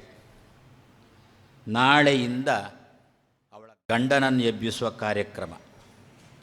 ಇವಳು 9 ದಿವಸದಲ್ಲೇ ಎಚ್ಚರಿಕೆ ಆಯಿತು. ಇವಳಿಗೆ ಸ್ವಲ್ಪ ವಾಸಿ. ಅವ 1 ತಿಂಗಳು ಬೇಕು ಅವನನ್ನು ಎಬ್ಬಿಸಬೇಕು ಅಂತಾದರೆ. ಅದು ಕೂಡ ಸಾಮಾನ್ಯ ಎಲ್ಲ ಸಾಲದು, ಒಂದಷ್ಟು ವಾದ್ಯಗಳು ಬೇಕು. ಹೀಗೆ ಒಂದು ಸಂದರ್ಭದಲ್ಲಿ ಕೃಷ್ಣ ಮಠದಲ್ಲೇ ವಾದ್ಯಗಳು ನಡೀತಾ ಇತ್ತು. ಯಾರೋ ಒಬ್ಬ ತಲೆ ಹಿಡುಕ, ಅವನಿಗದು ಬೆಳಗ್ಗಿಂದ ಯಾವುದೋ ನಿದ್ದೆಯ ಸಮಯ, ಅವನಿಗೆ ಹೇಳಬೇಕು ಅಂತ ಗೊತ್ತಿಲ್ಲ. ರಾತ್ರಿ ಸಖತ್ತು ಕೂತು ಬೆಳಿಗ್ಗೆ ನಿದ್ದೆ ಹೊಡೆಯುವವರು ರಾಕ್ಷಸರು ಅಂತಂದರು. ಆ ಜಾತಿಗೆ ಸೇರಿದ, ಅವನಿಗೆ ನಿದ್ದೆಗೆ ತೊಂದರೆ ಆಗಿತ್ತು ಕಾಣುತ್ತೆ. ಯಾರೋ ಒಬ್ಬ ಮತ್ತೊಬ್ಬ ವಿದ್ವಾಂಸನಲ್ಲಿ ಕೇಳಿಯೇ ಬಿಟ್ಟ, ಏನು ಅಂತ, ಹೀಗೆ ದೇವರಿಗೆಲ್ಲ ವಾದ್ಯ ಗೀದ್ಯ ಗಂಟೆ ಇದೆಲ್ಲ ಬೇಕಾ ಅಂತ. ಆ ಒಬ್ಬ ವಿದ್ವಾಂಸ ಪ್ರಚಾರಕ್ಕೋಸ್ಕರ ಗಟ್ಟಿಯಾಗಿ ಅಂದುಬಿಟ್ಟ, ಇದೆಲ್ಲ ಡಾಂಬಿಕತನ ಮಠದ್ದು ಅಂತ ಪತ್ರಿಕೆಯಲ್ಲಿ ಬರೆದೇ ಬಿಟ್ಟ. ಅದಕ್ಕೆ 4 ದಿವಸದ ಮೇಲೆ ಮತ್ತೊಬ್ಬರು ಯಾರೋ ಬರೆದ್ರು, ನಿಮ್ಮ ಮನೆಯಲ್ಲಿಯೂ ಪೂಜೆ ಆಗುವಾಗ ಗಂಟೆ ಬಡೀತದವರು, ಇದು ಡಾಂಬಿಕತನವೋ ಅಂತ ಕೇಳಿಬಿಟ್ರು. ಮತ್ತು ಅವ್ರದ್ದು ತೆಪ್ಪಾಗಾದ್ರೆ ಅದಕ್ಕೆ ಸುದ್ದಿ ಇಲ್ಲ. ಹೀಗೆ ಏನೋ ಒಂದು ರೀತಿಯಲ್ಲಿ ನಮ್ಮಲ್ಲಿ ನಡೀತಾ ಇರುತ್ತೆ ಲೋಕದಲ್ಲಿ. ನಾಳೆಯಿಂದ ನಾನಾ ರೀತಿಯ ವಾದ್ಯಗಳು, ಜಾಗಟೆ, ಮಂಗಳಾರತಿ ಅಂತ ಇದೆಲ್ಲ ಮಾಡ್ತಾ 1 ತಿಂಗಳು ಹೀಗೆ ಎಬ್ಬಿಸಲಿಕ್ಕೆ ಆರಂಭ ಮಾಡಿದರೆ, ತುಳಸಿ ಹಬ್ಬದ ದಿವಸ ಉತ್ಥಾನ ದ್ವಾದಶಿ ದಿವಸ ಅವ ಹೇಳ್ತಾನೆ. ಇವಳು ಎದ್ದಳು, ಅವ ಏಳಲಿಕ್ಕುಂಟು. ಮಧ್ಯದಲ್ಲಿ ಇವರಿಗಿಬ್ಬರಿಗೆ ಕೊಂಡಿಯಾಗಿ ಇವತ್ತು ಹುಟ್ಟಿದ. ಅವನ ಹೆಸರೇ ಮಧ್ವ ಅಂಥೇಳಿ. ಸೀತೆ ಎಲ್ಲೋ ಇದ್ದಳು, ರಾಮ ಎಲ್ಲೋ ಇದ್ದ. ಸೀತಾರಾಮರನ್ನು ಜೊತೆ ಸೇರಿಸಲಿಕ್ಕೆ ಕೊಂಡಿಯಂತೆ ಹನುಮ ಬಂದ. ಈವಾಗ ಮಧ್ವ ಬಂದ. ಅದನ್ನೇ ಮಧ್ವ ಜಯಂತಿ ಅಂತ ಮಧ್ವರು ತಾನು ಅವತಾರ ಮಾಡಿ ಅಮ್ಮ ಎಚ್ಚರಿಕೆ ಆದಳು. ಅಪ್ಪ ಏಳುವ ಮೊದಲು ತಾನು ಏಳಬೇಕು ಅಂತ ಲೋಕಕ್ಕೊಂದು ಸಂದೇಶ ಕೊಟ್ಟರು. ಅಪ್ಪ ಮೊದಲು ಹೇಳೋದು, ಅಮ್ಮ ಮೊದಲು ಹೇಳೋದು ಅಂತ ಮನೆಯಲ್ಲಿ ಜಗಳ. ಅವ ಹೇಳಲಿಲ್ಲ ಅಂತ ಇವಳು ಮಲಕೊಂಡಿರೋದು, ಇವಳು ಹೇಳಲಿಲ್ಲ ಅಂತ ಅವ ಮಲಕೊಂಡಿರೋದು. ಮಧ್ಯದಲ್ಲಂಥ ಮಗು ಬಡವಾಗಿ ಹೋಗುತ್ತೆ. ಅದಕ್ಕೆ ಒಂದು ಸಂದೇಶ ಕೊಟ್ಟರು ಶಾಸ್ತ್ರಕಾರರು. ಅಮ್ಮ ಮೊದಲು ಹೇಳಬೇಕು, ಆಮೇಲೆ ಅಪ್ಪ ಹೇಳಬೇಕು. ಅಮ್ಮ ಎದ್ದು ಮಗನನ್ನು ಎಬ್ಬಿಸಬೇಕು, ಆಮೇಲೆ ಅಪ್ಪ ಹೇಳೋದು ಅಂತ ಇದೊಂದು ಸಂದೇಶವನ್ನು ಲೋಕಕ್ಕೆ ಕೊಡುವ ದೃಷ್ಟಿಯಲ್ಲಿ ಇವತ್ತೇನು ಆಚಾರ್ಯ ಮಧ್ವರು ಪಾಜಕ ಕ್ಷೇತ್ರದಲ್ಲಿ ಭಗವಂತ ಹೇಳಿದ ಹೋಗೋ, ಭೂಮಿಗೆ ಹೋಗೋ ಅಂತ ಆಜ್ಞೆ ಮಾಡಿದ. ಆಜ್ಞೆಯನ್ನು ಪಡ್ಕೊಂಡು ಎಲ್ಲಿಯಪ್ಪ ಅವತಾರ ಮಾಡುವುದು ಅಂತ ಆಲೋಚನೆ ಮಾಡಿತು ಆ ಕೂಸು. ಇಡೀ ಪ್ರಪಂಚದಲ್ಲಿ ಆರಿಸಿರತಕ್ಕಂತಹ ಜಾಗ ಅಂದರೆ ಪಾಜಕ ಕ್ಷೇತ್ರ. ಆದ್ದರಿಂದ ವಾದಿರಾಜ ಶ್ರೀಪಾದರಂದೇ ಬಿಟ್ಟರು, ಪವಿತ್ರಂ ಪಾಜಕ ಕ್ಷೇತ್ರಂ ತಂದುಬಿಟ್ರು. ಮಹಾಪಾವಿತ್ರ್ಯವುಳ್ಳದ್ದು ಇದೊಂದು ಪುಟ್ಟ ಹಳ್ಳಿ ಅಂತಂದರು. ಯಾಕೆ ಅಂತಂದರೆ, ಯತ್ರ ಅವಾತರತ ಉತ್ಸುಕ, ಬಹಳ ಕುತೂಹಲದಿಂದ ಉತ್ಸಾಹದಿಂದ ಇಲ್ಲೇ ಅವತರಿಸಬೇಕು ನಾನು ಅಂತ ಅವತರಿಸಿರತಕ್ಕಂತಹ ಅಂಥ ಅವತಾರು ತನ್ನಲ್ಲಿ ಇಟ್ಟುಕೊಂಡಿರತಕ್ಕಂತಹ ದೊಡ್ಡ ಕ್ಷೇತ್ರ ಪಾಜಕ ಕ್ಷೇತ್ರ, ಉಡುಪಿಗೆ ಸೇರಿರತಕ್ಕಂತಹ ಜಾಗ ಅದು. ಇಂತಹ ಆಚಾರ್ಯ ಮಧ್ವರನ್ನು ನಾವು ಮಧ್ವರು ಅಂತಲೇ ಹೇಳ್ತೇವೆ. ಇನ್ನು ಅಲ್ಲಲ್ಲಿ ಏನು ಅಂತ ಆನಂದ ತೀರ್ಥರು ಅಂತ, ಸರ್ವಜ್ಞಾಚಾರ್ಯ ಅಂತ, ಪೂರ್ಣ ಪ್ರಜ್ಞಾ ಅಂತ, ಹೆಚ್ಚಾಗಿ ಲೋಕದಲ್ಲಿ ಚಾಲ್ತಿರುವುದು ಮಧ್ವರು ಅಂತ. ವಾದಿರಾಜ ಶ್ರೀಪಾದರಂತಾರೆ, 4 ಹೆಸರನ್ನು ಪ್ರತಿ ದಿವಸ ಜೀವನದಲ್ಲಿ 1 ಬಾರಿ ಸ್ಮರಣೆ ಸಾಲದೆ 4 ಹೆಸರನ್ನು ಪ್ರತಿ ದಿವಸ ಬೆಳಿಗ್ಗೆ ಎದ್ದ ತಕ್ಷಣ ಚಾಪೆಯಲ್ಲಿ ಕೂತ್ಕೊಂಡು 4 ಹೆಸರಿನಿಂದ ಆನಂದ ತೀರ್ಥರನ್ನು, ಪೂರ್ಣ ಪ್ರಜ್ಞರನ್ನು, ಸರ್ವಜ್ಞರಾಯರನ್ನು, ಮಧ್ವರಾಯರನ್ನು ಎಣಿಸಿಕೊಂಡು ಚಾಪೆಯಿಂದ ಇಳಿ. ನೀನು ಆನಂದ ತೀರ್ಥನಾಗಬೇಕಾ? ಹಾಗಾದರೆ ಪೂರ್ಣ ಪ್ರಜ್ಞನಾಗು. ಪೂರ್ಣ ಪ್ರಜ್ಞನಾಗಬೇಕಾ? ಸರ್ವಜ್ಞನಾಗು. ಸರ್ವಜ್ಞನೂ ಆಗಬೇಕಾ? ಮಧ್ವನಾಗು ಅಂತ ಆನಂದ ತೀರ್ಥರನ್ನಾರಂಭಿಸಿಕೊಂಡು ಮಧ್ವರ ತನಕ. ಹೌದು, ಏನು ಆನಂದ ತೀರ್ಥ ಗೊತ್ತು ನಮಗೆ, ಆ ಶಬ್ದದ ಅರ್ಥ ಗೊತ್ತು. ಏನು ಅಂತ? ಆನಂದದ ಕಡೆಗೆ, ನೆಮ್ಮದಿಯ ಕಡೆಗೆ ಹೋಗಬೇಕು ಅಂತ. ಇಷ್ಟೇ ತಾನೆ. ಏನು ಜಂಜಾಟ, ಕೊರೋನಾ ಅಂತೆ ನೋಡಿದವರು ಯಾರೂ ಇಲ್ಲ. ಆದರೂ ಪ್ರತಿಯೊಬ್ಬರು ಕೊರೀತಾ ಇದ್ದಾರೆ. ಕೊರೋನಾ ಅಂತಲೇ ಕೊರದೇ ಸಾಯಿಸ್ತಾರೆ ನಮ್ಮನ್ನು. ನೀನು ಒಂದು ಕೆಮ್ಮಿಕೊಂಡು ಆಸ್ಪತ್ರೆಗೆ ಹೋದರೆ ಸರಿ, ಕೆರಿಲಿಕ್ಕೆ ಶುರು ಮಾಡಿ ಕೊರೋನಾ ಅಂತ ಒಳ ಹಾಕಿಬಿಟ್ಟು. ಆದ್ದರಿಂದ ಈಗ ಜನ ಕೆಲವರು ಕೆಮ್ಮಲಿಕ್ಕೂ ಹೆದರ್ತಾರೆ. ಕೆಮ್ಮಿದ್ರು ಅಂತ ಇಟ್ಟುಕೊಳ್ಳೋಣ, ಆಸ್ಪತ್ರೆಗಂತೂ ಸುತರಾಮ್ ಹೋಗೋಲ್ಲ, ಮನೆಯಲ್ಲೇ ಎಷ್ಟು ಬೇಕಾದರೂ ಕೆಮ್ಮೋಣ ಅಂತ ಹೇಳಿಕೊಂಡು ಅಂತಹ ವಾತಾವರಣ ನಮ್ಮಲ್ಲಿರುವಾಗ ಏನೋ ಜಂಜಾಟ ಇದರಿಂದ ದಾಟಬೇಕಲ್ವೋ? ಹಾಗಾದರೆ ಆನಂದ ತೀರ್ಥ ಅಂತ ಮಹಾರಾಯ ನೆಮ್ಮದಿಯ ಕಡೆಗೆ ನಮ್ಮನ್ನು ದಾಟಿಸೋ. ಈ ಸಮಸ್ಯೆಗಳಿಂದ, ಈ ಸಮಸ್ಯೆಗಳು ನನ್ನ ಬಳಿಗೆ ಬಾರದಂತೆ ಮಾಡೋ. ನಾವು ಸೇರುವುದು ಅನಿವಾರ್ಯ. ನಿಮ್ಮ ಸರ್ಕಾರದವರು ಏನು ಮಾಡಿದರೂ ಕೂಡ ದೇವಸ್ಥಾನಗಳಲ್ಲಿ ಜನ ಸೇರುವುದು ನಿಂತೇ ಇಲ್ಲ. ಇದರಿಂದ ಗೊತ್ತಾಗುತ್ತೆ ನಮ್ಮಲ್ಲೆಲ್ಲ ಋಷಿ ಮುನಿಗಳ ರಕ್ತ ಈಗಲೂ ಕೂಡ ಚೆನ್ನಾಗಿ ಹರಿತಾ ಉಂಟು ಅಂತ. ಪ್ರಾಯಶಃ ಈ ನವರಾತ್ರಿ, ಇನ್ನೊಂದು ನವರಾತ್ರಿ ಇರ್ತಿದ್ರೆ ಕೊರೋನಾ ಹೆಸರಿದ್ರೆ ಓಡ್ತಿತ್ತೋ ಏನೋ. ಈಗಲೇ ಪ್ರಾಯಶಃ ಅರ್ಧ ಓಡಿತು ಕಾಣ್. ಯಾಕೆ ನಮ್ಮ ಜನ ಈ ಕೊರೋನಾ ಎಣಿಸ್ತಾ ಉಂಟಂತೆ. ಎಲ್ಲ ನಾನು ಇಷ್ಟು ಇದ್ದರೂ ಕೂಡ ಜನ ಸೇರುವುದು ಬಿಟ್ಟಿಲ್ಲ ಅಲ್ಲ ಅಂತ. ಹಾಗಾದರೆ ನಾವು ಇನ್ನೂ ಸೇರಿದೆವು ಅಂತಂದರೆ ಪೂರ್ತಿ ಅದು ತತ್ತರಿಸ್ತೆ, ಅದೇ ತಬ್ಲಿಕ್ಕಾಗುತ್ತೆ, ಓಡಿಬಿಡುತ್ತೆ ನೋಡಿ. ಆದ್ದರಿಂದ ಒಂದೇ ಒಂದು ಔಷಧಿ ನಮಗೆ ಏನು ಅಂತಂದರೆ, ಭಗವಂತನ ಸನ್ನಿಧಾನದಲ್ಲಿ ನಾವು ಸೇರುವುದೇ ಈ ಕೊರೋನಾ ಇಂತಹ ಕಾಯಿಲೆಗಳಿಗೆ ದೊಡ್ಡ ರೀತಿಯ, ಒಳ್ಳೆ ರೀತಿಯಾಗಿರತಕ್ಕಂಥ ಔಷಧ. ಹಾಗಾದರೆ ಆನಂದದ ಕಡೆಗೆ, ನೆಮ್ಮದಿಯ ಕಡೆಗೆ ನಾವು ಹೋಗಬೇಕು. ಇದನ್ನು ದಾಟಿ ಆಚೆ ಕಡೆ ಹೋಗಬೇಕು. ಅದಕ್ಕೋಸ್ಕರ ಆನಂದ ತೀರ್ಥ. ಸುಮ್ಮನೆ ಆನಂದದ ಕಡೆಗೆ, ನೆಮ್ಮದಿ ಕಡೆಗೆ ಹೋಗಲಿಕ್ಕಾಗೋಲ್ಲ. ಅದಕ್ಕಂದ್ರು ಏನು? ಹಾಗಾದರೆ ಪೂರ್ಣ ಪ್ರಜ್ಞನಾಗು ಅಂತಂದರು. ಏನು? ಈಗಲೂ ಇದೆ, ಸಮಸ್ಯೆಗಳು ಇರುತ್ತಲ್ಲ, ಆ ಸಮಸ್ಯೆಗಳಿಂದ ಪಾರಾಗುವ ಸಮಯ ಯಾವುದು ಗೊತ್ತಾ? ಅಧ್ಯಾಪನದ ಸಮಯ ಉಂಟಲ್ಲ, ಅಧ್ಯಯನದ ಸಮಯ ಉಂಟಲ್ಲ, ಆವಾಗ ಅಂದರೆ ಮಕ್ಕಳಿಗೆ ಗೊತ್ತಿರುತ್ತೆ, ಅಧ್ಯಾಪಕರಿಗೂ ಗೊತ್ತಿರುತ್ತೆ. ನಾಳೆ ದಿವಸ ಪರೀಕ್ಷೆ ಅಂತ ಇಟ್ಟುಕೊಳ್ಳೋಣ. ಇವತ್ತು ಆ ಮಗು ಓದ್ತಾ ಇರುತ್ತೆ. ಮನೆಯಲ್ಲಿ ಎಂತಹ ಗಂಡಾಂತರ ಏನಾದರೂ ಕೂಡ ಮಗು ಅದಕ್ಕೆ ತಲೆ ಕೆಡಿಸಿಕೊಳ್ಳೋಲ್ಲ. ಮತ್ತು ಒಂದೇ ರೀತಿಯಲ್ಲಿ ಅಧ್ಯಯನದಲ್ಲೇ ತಲ್ಲೀನವಾಗಿರುತ್ತೆ. ಯಾಕೆ? ನಾಳೆ ದಿವಸ ಪರೀಕ್ಷೆಗೆ ಬರೀಲಿಕ್ಕುಂಟು ಅಂತ. ಹಾಗಾದರೆ ಆ ಸಮಯದಲ್ಲಿ ಯಾವುದೇ ರೀತಿಯಾದ ಸಮಸ್ಯೆಗಳಿಗೆ ತಾನು ತಲೆ ಕೊಡುವುದಿಲ್ಲಲ್ಲ. ಏನದು? ಪೂರ್ಣ ಪ್ರಜ್ಞಾ, ಒಳ್ಳೆ ರೀತಿಯಾಗಿರತಕ್ಕಂತಹ ತಿಳುವಳಿಕೆಯನ್ನು.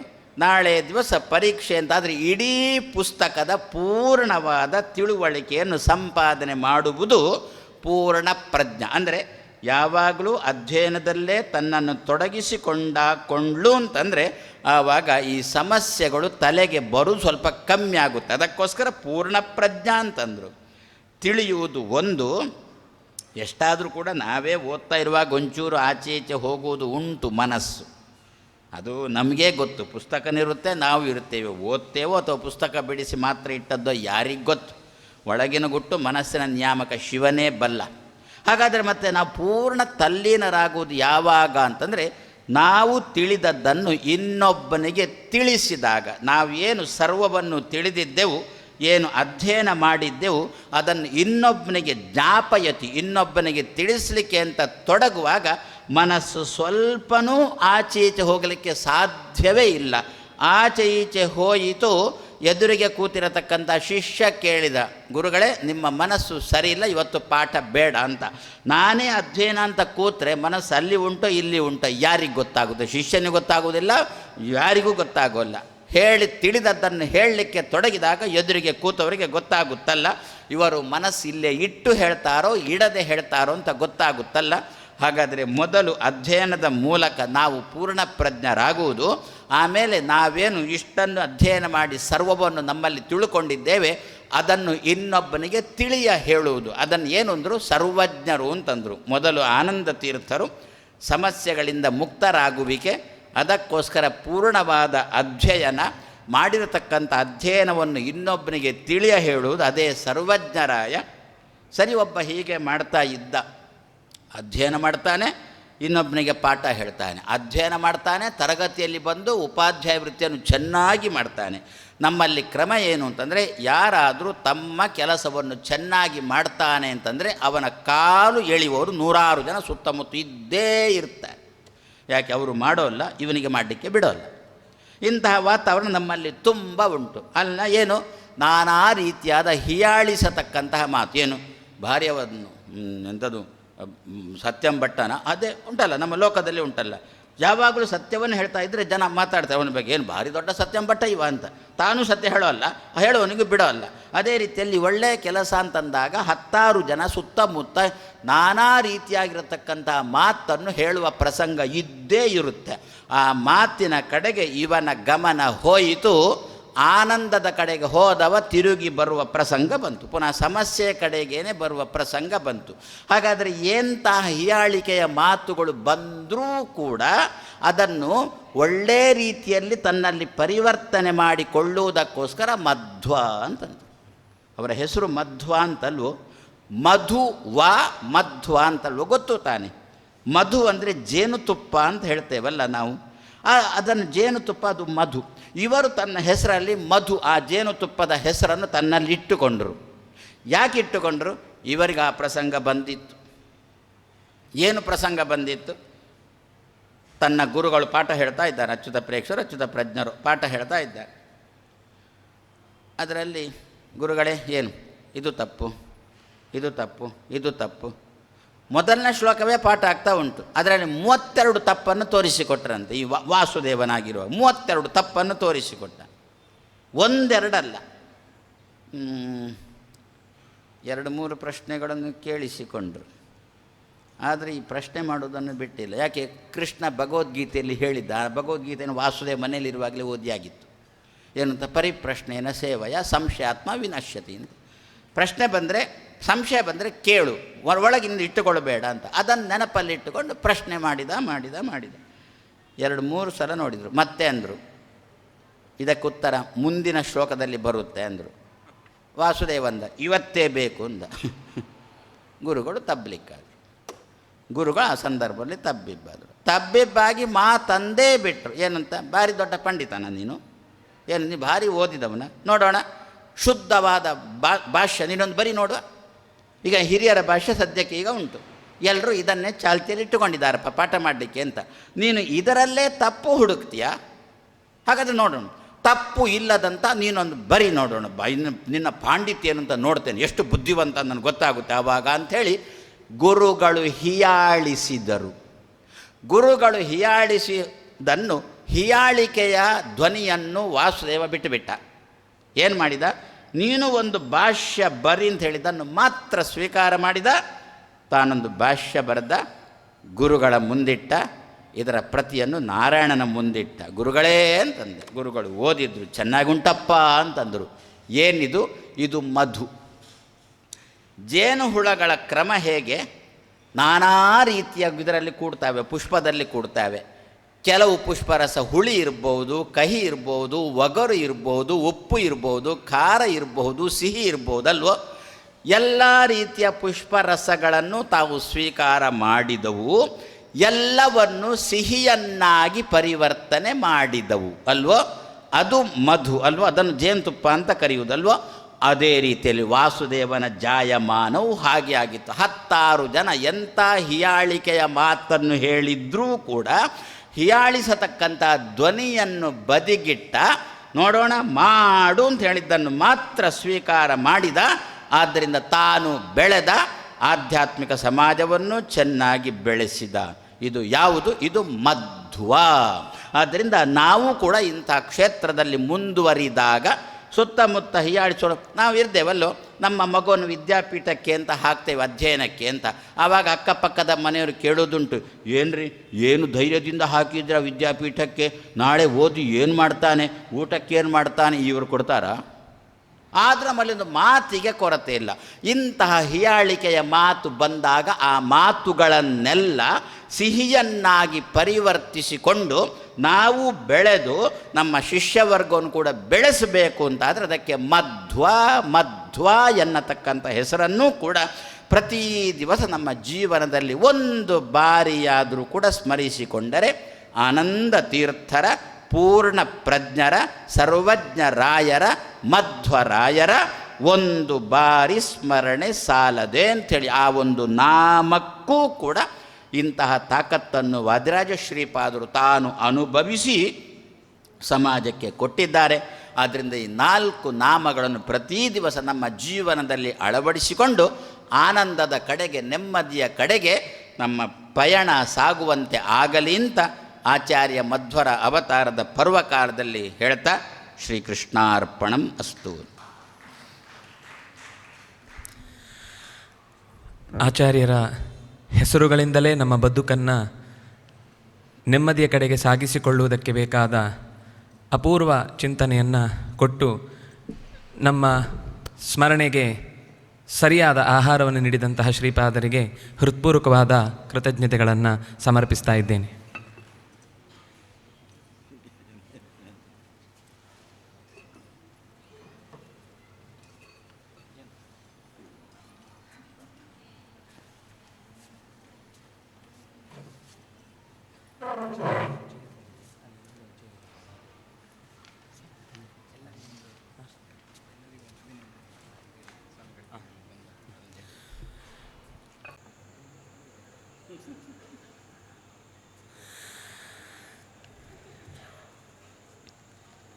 ಸರ್ವಮೂಲದ 10 ದಿನಗಳ ದಶಪ್ರಮತಿಯ ಪ್ರತಿರೂಪವೆನಿಸಿದಂತೆ 10 ದಿನಗಳಲ್ಲಿ ಮಾಡಿದ ಪಾರಾಯಣದ ಸಮರ್ಪಣೆಯನ್ನು ಪೂರ್ಣ ಬುದ್ಧಿಗೆ ನಮಗೂ ಅದು ಅರಿವಿಗೆ ಬರಲಿ ಅನ್ನುವ ಆಶೀರ್ವಾದದ ಮಾತಿನ ಮೂಲಕ ಸಂದೇಶಾನುಗ್ರಹವನ್ನು ನೀಡಬೇಕಾಗಿ ಪರ್ಯಾಯ ಶ್ರೀಪಾದರಲ್ಲಿ ಕೋರಿಕೊಳ್ತೇನೆ. ಶ್ರೀ ಗುರುಭ್ಯೋ ನಮಃ. ಹರಿ ಓಂ. ವ್ಯಾಸಾಯ ಭವನಾಶಾಯ ಶ್ರೀಶಾಯ ಗುಣರಾಶಯೇ ಹೃದಯಾಯ ಶುದ್ಧವಿದ್ಯಾಯ ಮಧ್ವಾಯ ಚ ನಮೋ ನಮಃ. ಅನೀನದತ್ಪದ್ಮಭವ ಮೃದಂಗಂ ಜಗೌ ಹನುಮಾನ್ ಜಗತಾಮದೀಶಂ ಅದರ್ಶಯತ್ತಾಲಗದಿ ಕಪರ್ದೇ ನನರ್ತಗೋಪಾಲಕಬಾಲಮೌಲಿ ಸ್ವಾಂತಸ್ಥಾನಂತಶಯ್ಯಾಯ ಪೂರ್ಣಜ್ಞಾನರಸಾರ್ಣಸೆ ಉತ್ತುಂಗವಾಕ್ತರಂಗಾಯ ಮಧ್ವದುಗ್ಧಾಬ್ದಯೇ ನಮಃ. ಖ್ಯಾತಸ್ಸದಾ ಪ್ರವಚನಾದ್ ವಿದುಷಾಂ ವರಂ ತಂ ವಂದೇ ಯತೀಂದ್ರತಿಲಕಂ ವಿಬುಧಪ್ರಿಯಾಖ್ಯಂ ಆಪಾದಮೌಲಿಪರ್ಯಂತಂ ಗುರುಣಾಂ ಆಕೃತಿಂ ಸ್ಮರೇತ್ ತೇನ ವಿಘ್ನಾಃ ಪ್ರಣಶ್ಯಂತಿ ಸಿದ್ಧ್ಯಂತಿ ಚ ಮನೋರಥಾಃ. ಶ್ರೀ ಗುರುಭ್ಯೋ ನಮಃ. ಹರಿ ಓಂ. ಶ್ರೀಕೃಷ್ಣಾಯ ನಮಃ. ಶ್ರೀಕೃಷ್ಣಾಯ ನಮಃ. ಶ್ರೀಕೃಷ್ಣಾಯ ನಮಃ. ಶ್ರೀಕೃಷ್ಣಾಯ ನಮಃ. ಶ್ರೀಕೃಷ್ಣಾಯ ನಮಃ. ಶ್ರೀಕೃಷ್ಣಾಯ ನಮಃ. ಶ್ರೀಕೃಷ್ಣಾಯ ನಮಃ. ಶ್ರೀಕೃಷ್ಣಾಯ ನಮಃ. ಶ್ರೀಕೃಷ್ಣಾಯ ನಮಃ. ಶ್ರೀಕೃಷ್ಣಾಯ ನಮಃ. ಶ್ರೀಕೃಷ್ಣಾಯ ನಮಃ. ಶ್ರೀಕೃಷ್ಣಾಯ ನಮಃ. ಶ್ರೀಕೃಷ್ಣಾರ್ಪಣಂ ಅಸ್ತು. ನಾರಾಯಣಂ ಸುರಗುರುಂ ಜಗದೇಕನಾಥಂ ಭಕ್ತಪ್ರಿಯಂ ಸಕಲಲೋಕನಮಸ್ಕೃತಂಚ ತ್ರೈಗುಣ್ಯವರ್ಜಿತಮಜಂ ವಿಭುಂ ಆದ್ಯಂ ಈಶಂ ವಂದೇ ಅಮರಾಸುರಸಿದ್ಧವಂದ್ಯಂ. ಭಗವಂತನನ್ನು ನಾರಾಯಣ ಅಂತ ಕರೆದಿದ್ದಾರೆ, ಸುರಗುರುಂ ಅಂತ ಉಪಾಸನೆ ಮಾಡಿದ್ದಾರೆ. ಅದೇ ರೀತಿ ಭಕ್ತಪ್ರಿಯಂ, ಈ ರೀತಿ ಬೇರೆ ಬೇರೆ ವಿಶೇಷಣಗಳಿಂದ ಭಗವಂತನನ್ನು ಹೊಗಳ್ತಾ ಅಂತಹ ಎಲ್ಲರಿಗೂ ಗುರುವಾದಂತಹ ಭಗವಂತನಿಗೆ ಒಂದೇ ನಮಸ್ಕಾರ ಮತ್ತೆ ಮತ್ತೆ ಮಾಡಬೇಕು ಅನ್ನೋ ದೃಷ್ಟಿಯಿಂದ ಮಾಡಿ ತೋರಿಸಿದ್ದಾರೆ. ಆ ಶ್ಲೋಕದಲ್ಲಿ ಹೀಗೆ ನಮಸ್ಕಾರ ಮಾಡಬೇಕು ಒಬ್ಬ ಸಾಧಕ, ಯಾಕೆ ಅವನಲ್ಲಿರುವ ಹಿರಿದಾದ ಆ ಗುಣಗಳನ್ನು ನೆನೆದು ಅನ್ನುವ ಚಿಂತನೆಯನ್ನು ಕೊಟ್ಟಿದ್ದಾರೆ. ಅಲ್ಲಿ ಭಕ್ತಪ್ರಿಯಂ ಅಂತ ಒಂದು ಮಾತನ್ನು, ಒಂದು ಸಾಲು ನಾವು ನೋಡುವಾಗ ಕಾಣಿಸ್ತದೆ. ಭಕ್ತರು ಕರದಲ್ಲಿಗೆ ಪ್ರೀತಿಯಿಂದ ಬರುವವನು ಅಂತ. ಸಾಮಾನ್ಯವಾಗಿ ಲೋಕದಲ್ಲಿ ತುಂಬ ಸಂಪತ್ತಿದ್ದರೆ ಕಡಿಮೆ ಸಂಪತ್ತೇ ಇಲ್ಲದವನನ್ನು ಆದರ ತೋರಿಸಬೇಕು ಅಂತ ಅವನು ಏನಿಲ್ಲ, ನಿಯಮ ಇಲ್ಲ. ತೋರಿಸದೇ ಇದ್ದರೂ ಏನು ಮಾಡಲಿಕ್ಕಾಗುವುದಿಲ್ಲ. ಹಾಗೆ ಇವರಷ್ಟಕ್ಕೆ ಇವರು, ಅವರಷ್ಟಕ್ಕವರು ಇರುವುದಿದೆ, ಕಾಣಿಸ್ತದೆ. ಹಾಗಿದ್ದರೆ ಇಡೀ ಲೋಕ ವ್ಯಾಪ್ತನಾದ ಭಗವಂತ ಅವನಿಂದ ನಡೀತಾ ಇದೆ, ಸಂಪತ್ತಿಗೇನು ಕೊರತೆ ಇಲ್ಲ. ಅಂತಹ ಸಂಪತ್ತುಳ್ಳವನು ನಮ್ಮ ದಿನ ಪೂರ್ತಿ ನಾವು ಲೆಕ್ಕ ಹಾಕಿದರೆ ತಪ್ಪುಗಳೆಷ್ಟು ಒಳ್ಳೆಯದೆಷ್ಟು ಅಂತ ನೋಡಿದರೆ ತಪ್ಪುಗಳೇ ಹೆಚ್ಚಿರ್ತವೆ. ನಾವು ಮಾತಾಡುವಾಗ ಅಕ್ಷರಗಳಲ್ಲಿ ವ್ಯತ್ಯಾಸ ಇರ್ತದೆ. ಆನಂತರ ಒಂದು ಕೃತಿ, ಯಾವುದೋ ಒಂದು ಕೆಲಸ ಮಾಡ್ತೇವೆ ಅಂದರೆ ಅಲ್ಲಿ ಸಾಕಷ್ಟು ತಪ್ಪುಗಳನ್ನು ಮಾಡ್ತೇವೆ, ಅಥವಾ ಯಾರನ್ನು ಗುರುತಿಸುವಲ್ಲಿ ತಪ್ಪು ಮಾಡ್ತೇವೆ, ಅವರ ಒಳಗಿನ ಯೋಗ್ಯತೆ ಗೊತ್ತಿಲ್ಲದೆ ಮಾತಾಡ್ತೇವೆ. ಹೀಗೆ ಬೇಕಾದಷ್ಟು ತಪ್ಪುಗಳು, ಹೆಜ್ಜೆ ಹೆಜ್ಜೆಗೆ ತಪ್ಪುಗಳು ನಡೀತಾನೇ ಇರ್ತದೆ. ಹಾಗಿರುವಾಗ ಪರ್ಫೆಕ್ಟ್ ಅಂದರೆ ತುಂಬ ಸರಿಯಾದ ತತ್ವ, ಯಾವತ್ತೂ ಎಂದೂ ತಪ್ಪದ್ದು, ದೋಷಗಳೇ ಇಲ್ಲದ ತತ್ವ ಅಂತಹ ಭಗವಂತ ಅವನು ನಮ್ಮನ್ನು ನೋಡಬೇಕು ಅಂತ ಅಥವಾ ನಾವು ಕೇಳಿದ್ದನ್ನು ಕೊಡಬೇಕು ಅಂತ ಏನು ನಿಯಮಗಳಿಲ್ಲ. ಆದರೂ ಕೂಡ ಭಕ್ತಿ ಇತ್ತು ಅಂತಾದರೆ, ತುಂಬ ಪ್ರೀತಿಯಿಂದ ನಾವು ಕರೆದೆವು ಅಂತಾದರೆ ಆವಾಗ ಬರ್ತಾನಂತೆ. ಅವನು ಬಂದು ಯಾವಾಗಲೂ ಕೂಡ ಒಟ್ಟಿಗಿದ್ದು ಸಾಧನೆ ಮಾಡಿಸ್ತಾನೆ, ಅಥವಾ ತಾನು ಹೇಗೆ ಸಿಗ್ತೇನೆ ಅನ್ನೋದರ ಬಗ್ಗೆ ಮಾರ್ಗದರ್ಶನ ಬೇರೆ ಬೇರೆ ಗುರುಗಳಿಂದ ಮಾಡಿಸ್ತಾನೆ ಅಂತ. ಹೀಗೆ ತುಂಬ ಇದು ಸರಿಯೋ ತಪ್ಪೋ ಅಂತ ಗೊತ್ತಿಲ್ಲದೆ ಗೊಂದಲದಲ್ಲಿರುವಾಗ ಆಚಾರ್ಯರಿಗೆ ಆಶ್ರಮವನ್ನು ಕೊಟ್ಟಂತಹ ಆ ಗುರುಗಳಿಗೂ ಗೊತ್ತಿತ್ತು ಇದೇನೋ ಸರಿಯಿಲ್ಲ ನಮ್ಮ ಉಪಾಸನೆಗಳೆಲ್ಲ ಅಂತ. ಆ ಸಂದರ್ಭದಲ್ಲಿ ಅವರ ಭಕ್ತಿಗೆ ಭಗವಂತ ಮೆಚ್ಚಿ ನಿನಗೆ ಒಂದು ದಾರಿ ತೋರಿಸುವ ವ್ಯಕ್ತಿಯನ್ನು ಕಳಿಸ್ತೇನೆ ಅಂತ ಆಚಾರ್ಯರಿಗೆ ಆಜ್ಞೆ ಮಾಡಿದ್ದಾರೆ. ಎಲ್ಲ ಭಕ್ತರು ಸರಿಯಾದ ತತ್ವ ತಿಳಿಯಬೇಕು ಅಂತ ಬಯಸಿದ್ದಾರೆ, ಸಜ್ಜನರು ಕೆಲವರು ಇದ್ದಾರೆ. ಹಾಗಾಗಿ ಅವರ ಬಳಿಗೆ ನೀನು ಹೋಗಬೇಕು ಅಂತ. ಹಾಗಾಗಿ ಇವರ ಪ್ರಾರ್ಥನೆಯೂ ಅಲ್ಲಿ ಸೇರಿದೆ. ಆ ಸಂದರ್ಭದಲ್ಲಿ ಆಚಾರ್ಯರು ಅವತಾರ ಮಾಡಿ ಆನಂತರ ತೋರಿಸಿಕೊಟ್ರು ಎಲ್ಲ ವಿಷಯದಲ್ಲಿ. ಎಲ್ಲಿ ಈಗಷ್ಟೇ ಹೇಳಿದಂತೆ ಯಾವುದೇ ಒಂದು ಮಾತು ಅದು ತನ್ನ ಸ್ವಂತದ್ದು, ಇವರೇನೋ ಸುಳ್ಳು ಹೇಳ್ತಿದ್ದಾರೆ ಅನ್ನುವ ಪ್ರಶ್ನೆ ಇಲ್ಲ. ಯಾಕೆ ಅಂತ ಕೇಳಿದರೆ ಎಲ್ಲದೂ ಕೂಡ ಯಾವುದೋ ಒಂದು ಗ್ರಂಥದಿಂದ ಆರಿಸಿ ತಂದು ಕೊಡ್ತಾರೆ. ಇದು ಇಂಥಲ್ಲಿದೆ, ಆದ್ದರಿಂದ ಇದು ಸರಿ, ಆದ್ದರಿಂದ ಇದಕ್ಕಿದು ಪ್ರಮಾಣ ಅಂತ ಹೇಳಿ ತೋರಿಸಿಕೊಡುವುದು ಆಚಾರ್ಯರ ಶೈಲಿ. ಎಲ್ಲವೂ ಕೂಡ ಅಂದರೆ ನಾವು ಯೋಚನೆ ಮಾಡಬೇಕು. ಈಗಿನ ಕಾಲದ ಥರ ಕಂಪ್ಯೂಟರ್ ಇಲ್ಲ, ಈಗಿನ ಕಾಲದ ಥರ ಲೈಬ್ರರಿಗಳ ಫೆಸಿಲಿಟಿಗಳು ಇಲ್ಲ. ಬೇಕಂದಾಗ ಮಳೆ ಬಂದರೆ ಒದ್ದೆ ಆಗುವುದಿಲ್ಲ, ಅಂಥದ್ದೆಲ್ಲ ಪೇಪರ್ಸ್ ಇಲ್ಲ. ಆದರೂ ಆ ಗ್ರಂಥಗಳನ್ನು ಅವರು ಪ್ರವಚನ ಮಾಡುವಾಗ ಹೇಳ್ತಾರೆ ಅಂತಾದರೆ, ಆ ವಾಕ್ಯಗಳನ್ನು ಹೇಳ್ತಾರೆ ಅಂತಾದರೆ ಅವರಿಗೆ ಉಪಸ್ಥಿತಿ ಎಲ್ಲವೂ ಕೂಡ, ಎಲ್ಲ ಗ್ರಂಥಗಳು ಕೂಡ ಏಕಕಾಲದಲ್ಲಿ ತಲೆಯಲ್ಲಿ ಅಷ್ಟು ಸಮಗ್ರವಾಗಿ ಇತ್ತು ಅಂತಲೇ ಅರ್ಥ. ಹಾಗಾಗಿ ಒಂದು ಪ್ರವಚನ ಮಾಡ್ತಿದ್ದಾರೆ ಅಂದರೆ ಎಲ್ಲೆಲ್ಲಿಂದಲೋ ವಿಷಯಗಳನ್ನು ತೊಗೊಂಡು ಬರಬೇಕು ಅಂತಾದರೆ, ಈಗಷ್ಟೇ ನಮ್ಮ ಆಚಾರ್ಯರು ಪ್ರವಚನ ಮಾಡಿದರು, ತುಂಬ ವಿಷಯಗಳನ್ನು ಬೇರೆ ಬೇರೆ ಕಡೆಯಿಂದ ಹೇಳಿದರು. ಅದು ಓದದೇ ಬರ್ತದೋ? ಇಲ್ಲ, ಓದಿರಬೇಕು, ಹಿಂದೆ ಓದಿ ಅದು ನೆನಪಿರಬೇಕು. ನೆನಪಿದ್ದರೂ ಕೂಡ ಆ ಸಮಯದಲ್ಲಿ ಅದೇ ವರ್ಣಗಳು, ಆ ಕ್ರಮ ಏನಿದೆ ಅದೇ ರೀತಿಯಲ್ಲಿ ಉಚ್ಚಾರಣೆಗೆ ಬರಬೇಕು. ಅದನ್ನು ಹಾಗೆಯೇ ಹೇಳಬೇಕು ಅಂದರೆ ಪರಿಶ್ರಮ ಹಿಂದೆ ಇರಬೇಕು ಅಂತ ಅರ್ಥ. ಹಾಗಾಗಿ ಆಚಾರ್ಯರು ಅಷ್ಟನ್ನು ಉಲ್ಲೇಖ ಮಾಡ್ತಾರೆ, ಅದು ಬೇರೆ ಬೇರೆ ಗ್ರಂಥಗಳನ್ನೆಲ್ಲ ಉಲ್ಲೇಖ ಮಾಡಿ ಇದಕ್ಕೆಲ್ಲ ಇದು ಪ್ರಮಾಣ ಅಂತ ಹೇಳ್ತಾರೆ ಅಂತಾದರೆ ಅಷ್ಟೂಗಳ ವಿಷಯವನ್ನು ಅವರು ತಿಳಿದಿರಲೇಬೇಕು ಅಂತ ಅರ್ಥ. ಮಧ್ವವಿಜಯ ಹೇಳ್ತದೆ, ಗುರುಗಳಿಗೆ ಅವರು ಕೇಳಿದಾಗ ಸಮಗ್ರ ಆ ಪಂಚಮ ಸ್ಕಂದ ಅದನ್ನು ಹೇಳಿದ್ದಾರೆ. ಆವಾಗ ಈ ಜನ್ಮದಲ್ಲಿ ಕಲಿಯೋದು ಹೇಗಪ್ಪ, ಇದು ನಿನಗೆ ಇಷ್ಟು ದೊಡ್ಡ ಪ್ರತಿಭೆ ಹೇಗೆ ಅಂತ ಹೇಳಿ ಎಲ್ಲರಿಗೂ ಆಶ್ಚರ್ಯ ಆಗ್ತದೆ. ಹೀಗೆ ಆಚಾರ್ಯರು ಅದು ವಾಯುತತ್ವ ಧರೆಗಿಳಿದು ಬಂದದ್ದು ಅಂಥೇಳಿ ಅವರು ತೋರಿಸಿಕೊಂಡಿದ್ದಾರೆ. ಎಲ್ಲ ಕಡೆ ಅದು ಸೂಕ್ಷ್ಮವಾಗಿ ಯಾರು ಅವರ ಹಿಂದೆ ನೋಡಿದ್ದಾರೆ, ಅಂದರೆ ನಾರಾಯಣ ಪಂಡಿತಾಚಾರ್ಯರು, ತ್ರಿವಿಕ್ರಮ ಪಂಡಿತಾಚಾರ್ಯರು ಅವರೆಲ್ಲ ಅನುಭವಿಸಿದವರು. ಅವರಿವತ್ತು ಅವರನ್ನು ನಾವು ಯೋಚನೆ ಮಾಡಬೇಕು. ಈ ಸಂದರ್ಭದಲ್ಲಿ ಅವರನ್ನೆಲ್ಲ ನಾವು ನೆನೆಯಬೇಕು. ಯಾಕೆ ಅಂತ ಕೇಳಿದರೆ ಅಷ್ಟು ಆಚಾರ್ಯರ ಬಗ್ಗೆ ಮಾಹಿತಿಯನ್ನು ಕೊಟ್ಟು ಸಾಧಕರಿಗೆಲ್ಲ ಒಂದು ಮಾರ್ಗದರ್ಶನ, ಆಚಾರ್ಯರು ಹೀಗಿದ್ದರು ಅಂತ ಗೊತ್ತಾಗಲಿಕ್ಕೆ ಇವತ್ತು ಕಾರಣ ಅದು ತ್ರಿವಿಕ್ರಮ ಪಂಡಿತಾಚಾರ್ಯರು, ನಾರಾಯಣ ಪಂಡಿತಾಚಾರ್ಯರು ಇವರೆಲ್ಲ. ಹಾಗಾಗಿ ಅಂತೂ ಆಚಾರ್ಯರನ್ನು ನಾವು ಎಷ್ಟು ತಿಳಿದರೂ ಕೂಡ ಅದು ಮುಗಿಯದ ಒಂದು ಕಥೆ ಆಗ್ತದೆ. ಇನ್ನಷ್ಟು ತಿಳಿಲಿಕ್ಕಿರುವಂಥದ್ದಾಗ್ತದೆ. ಒಬ್ಬ ಋಷಿ ಕೌಶಿಕ ಅಂಥೇಳಿ ಇದ್ದಂತೆ. ಅವನು ಎಲ್ಲ ಅಧ್ಯಯನ ಮಾಡಬೇಕು, ಎಲ್ಲ ಅಧ್ಯಯನ ಮಾಡಿ ಮುಗಿಸ್ಬೇಕು, ವೇದವನ್ನು ಸಮಗ್ರ ಅರಿಬೇಕು ಅಂತ ಪ್ರಯತ್ನ ಪಟ್ಟನಂತೆ.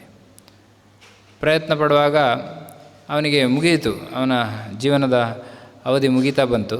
ಹಾಗಾಗಿ ಮತ್ತೆ ಪ್ರಾರ್ಥನೆ ಮಾಡ್ತಾನೆ ದೇವತೆಗಳಲ್ಲಿ, ಇಂದ್ರ ಅಶ್ವದೇವತೆಗಳಲ್ಲೆಲ್ಲ ಪ್ರಾರ್ಥನೆ ಮಾಡಿದಾಗ ಮತ್ತೆ ಆಯುಷ್ಯ ಬೇಕು ನನಗೆ, ಇನ್ನಷ್ಟು ಅಧ್ಯಯನ ಮಾಡಬೇಕು ಅಂತ ಪ್ರಾರ್ಥನೆ ಮಾಡಿದಾಗ ಆಯಿತು ಅಂತ ಹೇಳ್ತಾರಂತೆ. ಎಷ್ಟು ಬೇಕು? ಇನ್ನೊಂದು 100 ವರ್ಷ ಬೇಕು. ಸರಿ ಕೊಟ್ಟರು.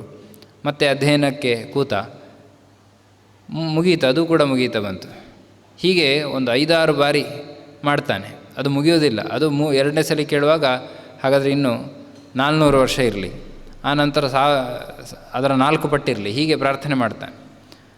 ಆ ನಂತರ ಕಡೆಗೆ ಇಂದ್ರ ಅವನಿಗೆ ತೋರಿಸಿಕೊಡ್ತಾನೆ, ಇದು ಅಧ್ಯಯನ ಹೇಗಿದೆ ನಿನ್ನದು ಅಂತ ಕೇಳಿದರೆ ಅದಕ್ಕೊಂದು ಅವನನ್ನೇ ಹಿಡಿದುಕೊಂಡು ಹೋಗ್ತಾನಂತೆ. ಹಿಡಿದುಕೊಂಡು ಹೋಗಿ ಪರ್ವತದಲ್ಲಿ, ಮೇರು ಪರ್ವತದಲ್ಲಿ ನೋಡುವಾಗ ಪಕ್ಕದಲ್ಲೆಲ್ಲ ತುಂಬ ಶಿಖರಗಳಿದೆ, ಬೇರೆ ಬೇರೆ ಪರ್ವತಗಳೆಲ್ಲ ಇದೆ. ಅದನ್ನು ತೋರಿಸಿ ಅಲ್ಲಿಂದ ಒಂದು ಹಿಡಿ, ಅಲ್ಲಿರುವ ಮಣ್ಣನ್ನು ಕೊಡ್ತಾನೆ.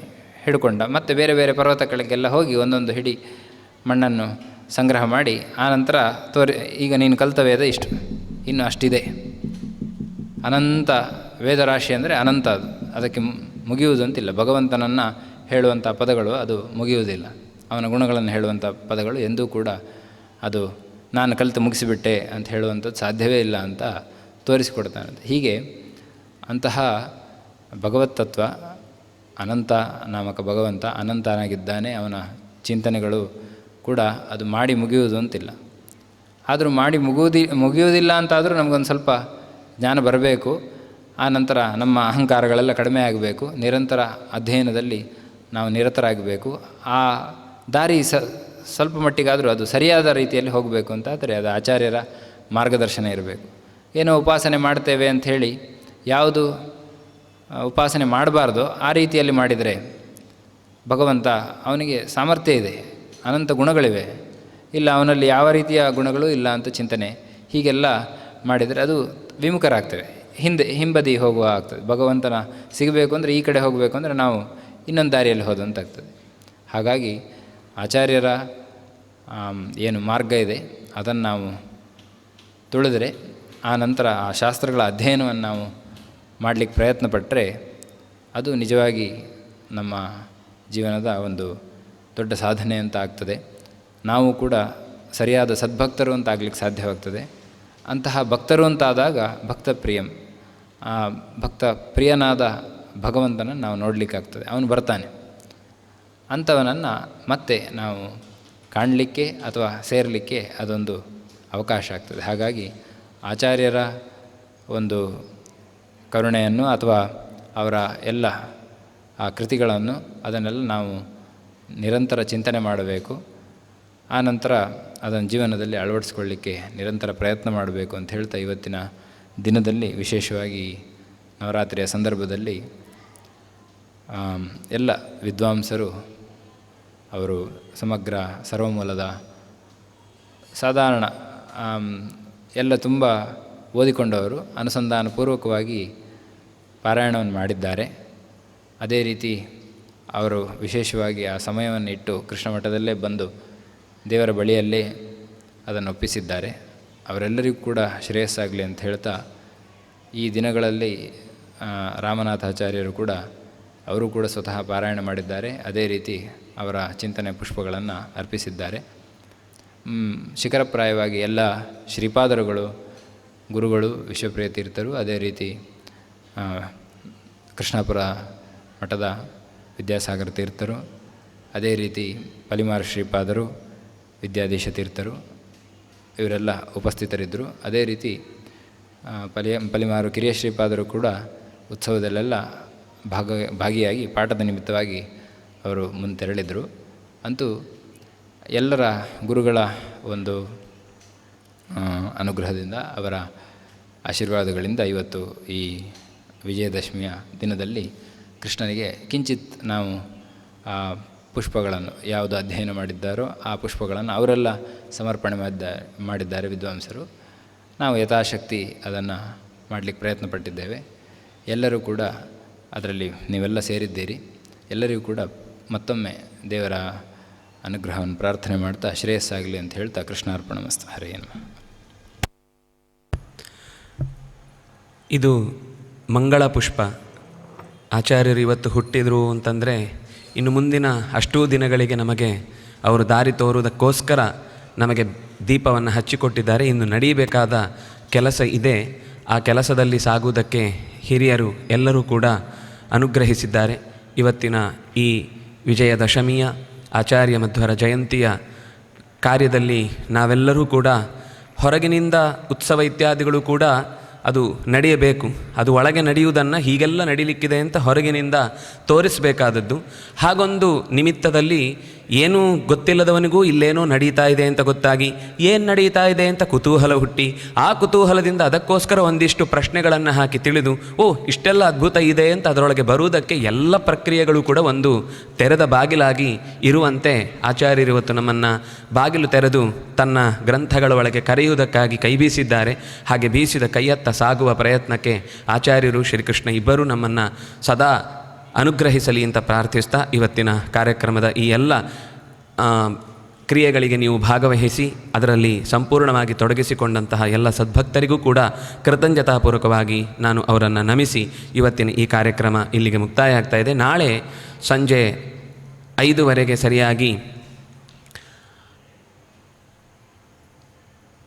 ರಘುತ್ತಮಾಚಾರ್ಯರಿಂದ ಭಾಗವತದಲ್ಲಿ ಬಂದ ಒಂದು ವಿಶೇಷ ಚಿಂತನೆಯನ್ನು ನಾಳೆ ಬೆಳಿಗ್ಗೆ ಅಂದರೆ ಸಂಜೆಯ ಹೊತ್ತಿಗೆ